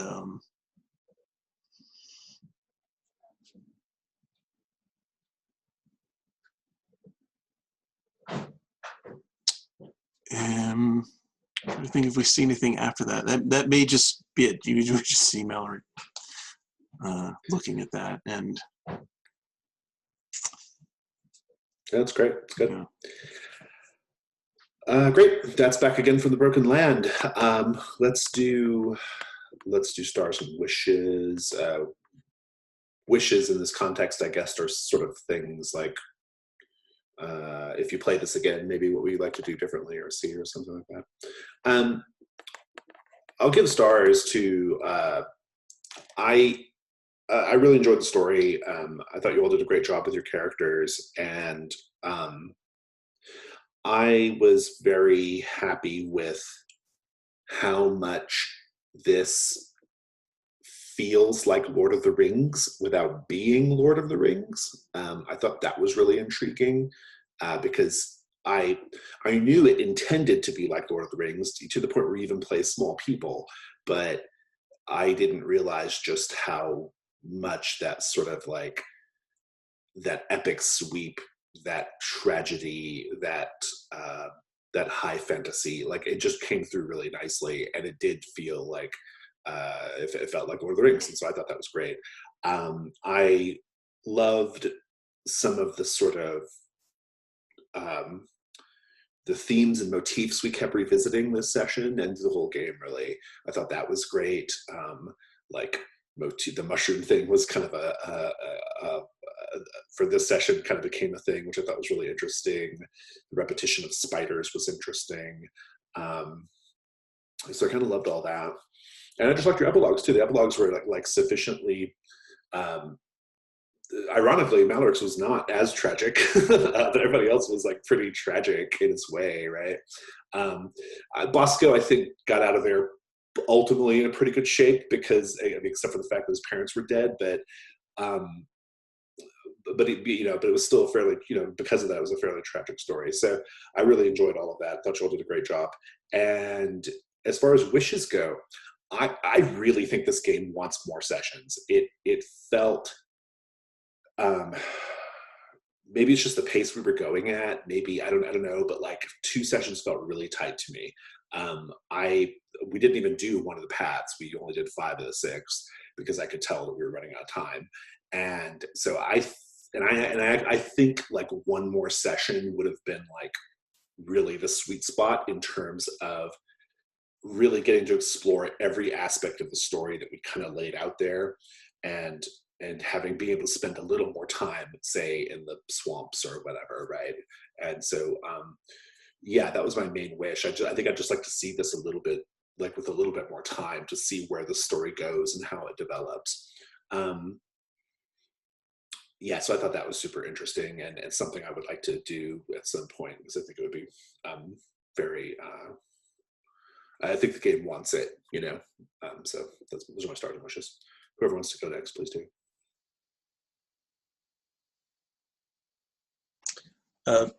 Just to add to that wish, on the first page of the rules, there's a part where it says, listen to your fellow companions introduce themselves, think of questions based on that, but then save them for when they're telling stories. And we didn't even really ask questions to like get more details in the, and I think that would have been great, but it didn't feel like there was really time. We wouldn't have gotten even, as far as we did. Right, yeah. I agree. And stars all around.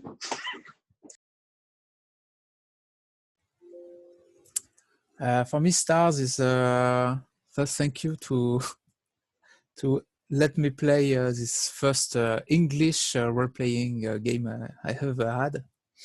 Oh, wow, good. I hope my accent was not too enduring for you. I really like the bittersweetness of the game. That's what I was looking for when I read it, and it came well. And as well as very high fantasy theme. You did great with the different locations, who all were very inspiring. And also for the game, the epilogue phase is really great, and I really like that in game epilogues, who are really designed to be epilogues and not just through it. As wishes, I would have like that when we tell stories, that the stories are more told to the characters than to the players. Maybe trying that for a future session. Yeah, that was a wish I had too. I would love to see this game. One of the things that occurred to me as we were playing this is I think this game is going to be very well suited to players who are accustomed to playing with each other. I think there is a little bit of like, we only had 2 sessions, and I feel like the first session especially is so much of that is just spent on trying to kind of like figure the game out and figure each other out, that this game really wants you to be in a headspace where you are like telling stories in character to each other, with the other characters sort of riffing and, like Brian said, asking questions and sort of developing it, right? I think we were never going to be able to do that so much because of the time that we had, but also I do think that there is I think there's a way that this game probably wants to be with a group that is accustomed to each other already, right? I mean, you all did great. We all did great. I thought it was a great story, but I could definitely see, like, I'm imagining this game with other play groups, like my regular play groups, and I can kind of definitely see how it would be different. Like, it would be kind of a distinctly different experience. And so, there's a mastery issue, I think, with the game. But it seems like once you get over that, though, I think it would be really, really great. Not that, but like I said, this was great, but I could just see the potential, I think. So. Yeah, I'll just kind of chime in on that a bit as well while I think on it, because it's I'd sort of agree that I think there's that.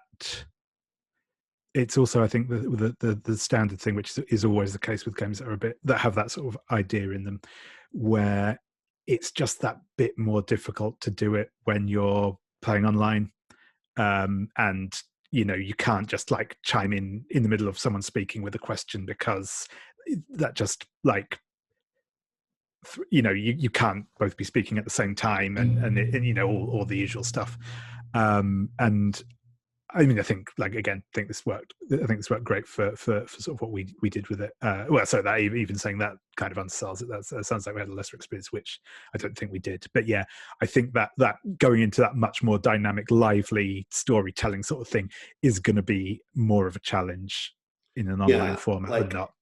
I first played this with my playtest group, like the group that I use to playtest things that we're going to publish or sell, right?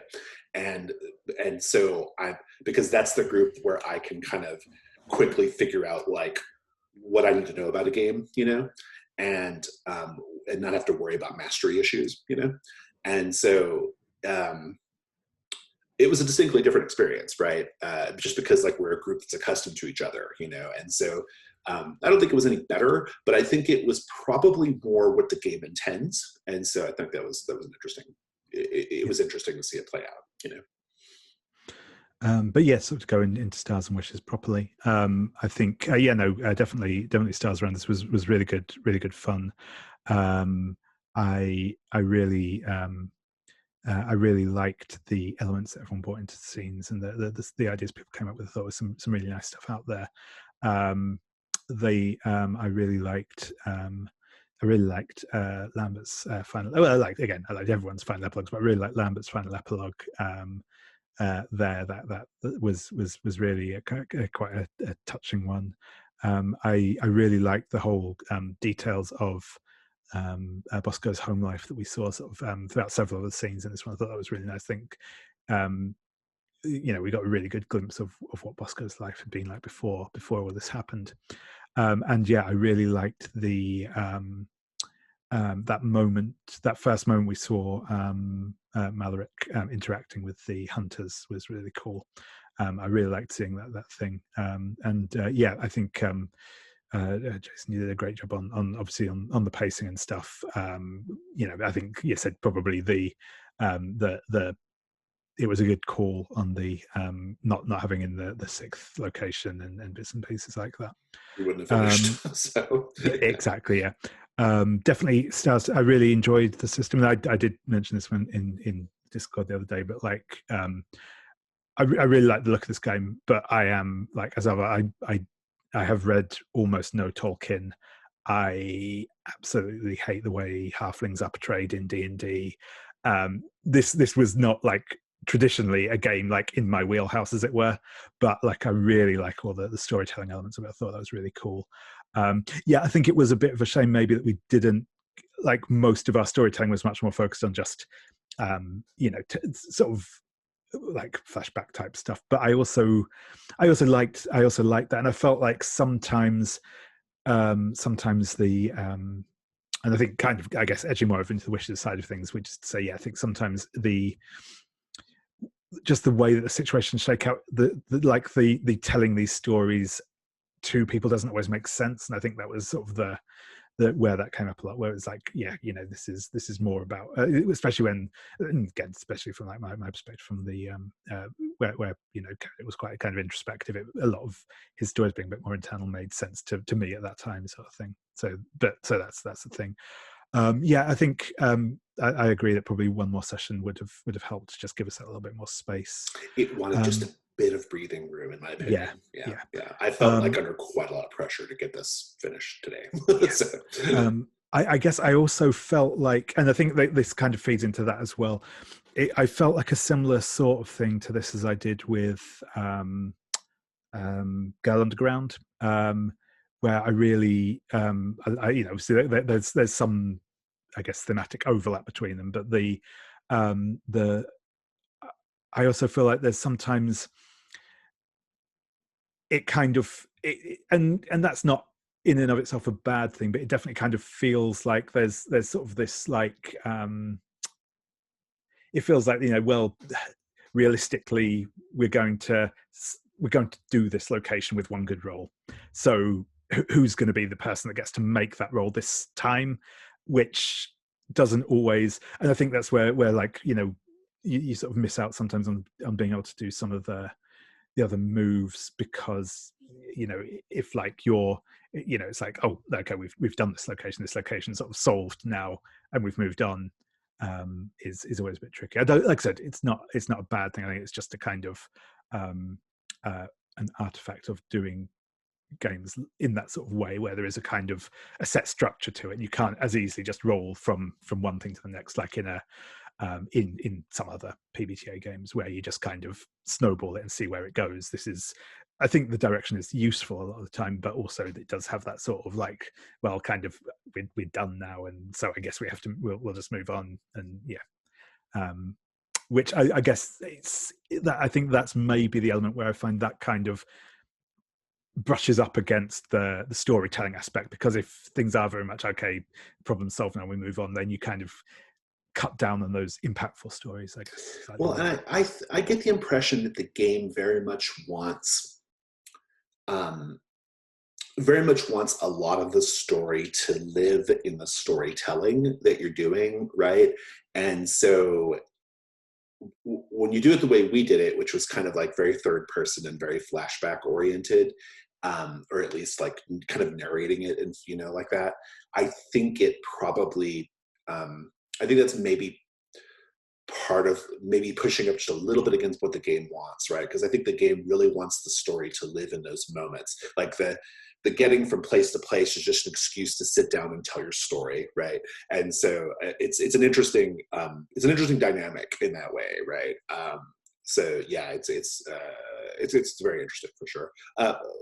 Troy, did you want to do stars and wishes? Sure. The star I had is I mean, very, very much off of everything that David said. I loved all the different story beats that people introduced. Jason, I thought you did a really good job of taking a story that needed more time and trying to push it through. Because I've been in that seat many times.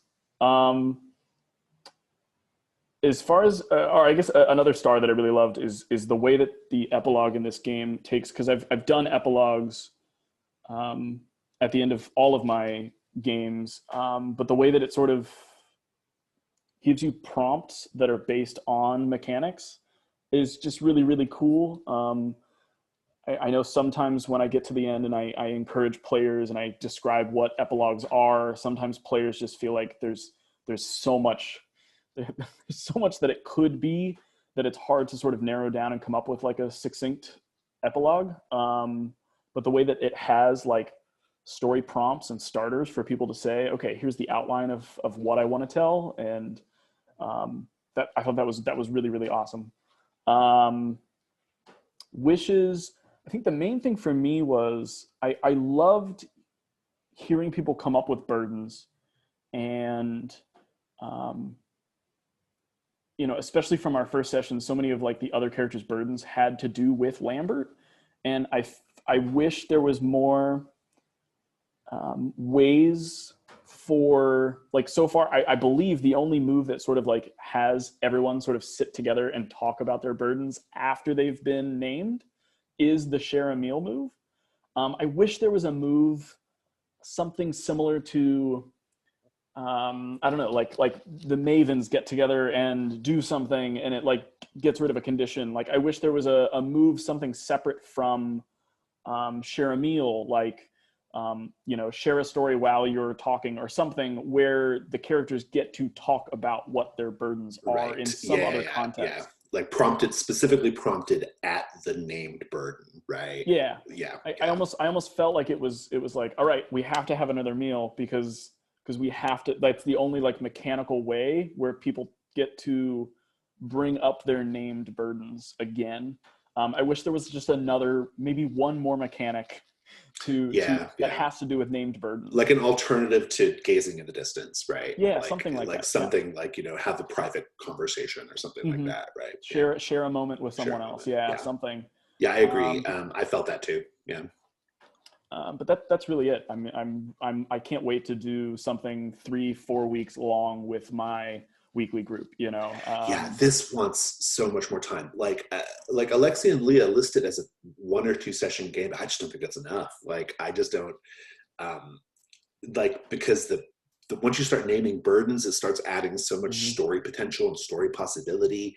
And I just don't see how you, like, I mean, which I guess is a good thing, because like you want to keep going, you want to do more, you know. I could have run this in 4 or 5 sessions easy, like, and made that work, you know. So but well, that was great. Thank you all so much. I had a really good time. This was a very, very fun distraction from the world's ills for a few hours each Sunday. I'm going to stop the recording.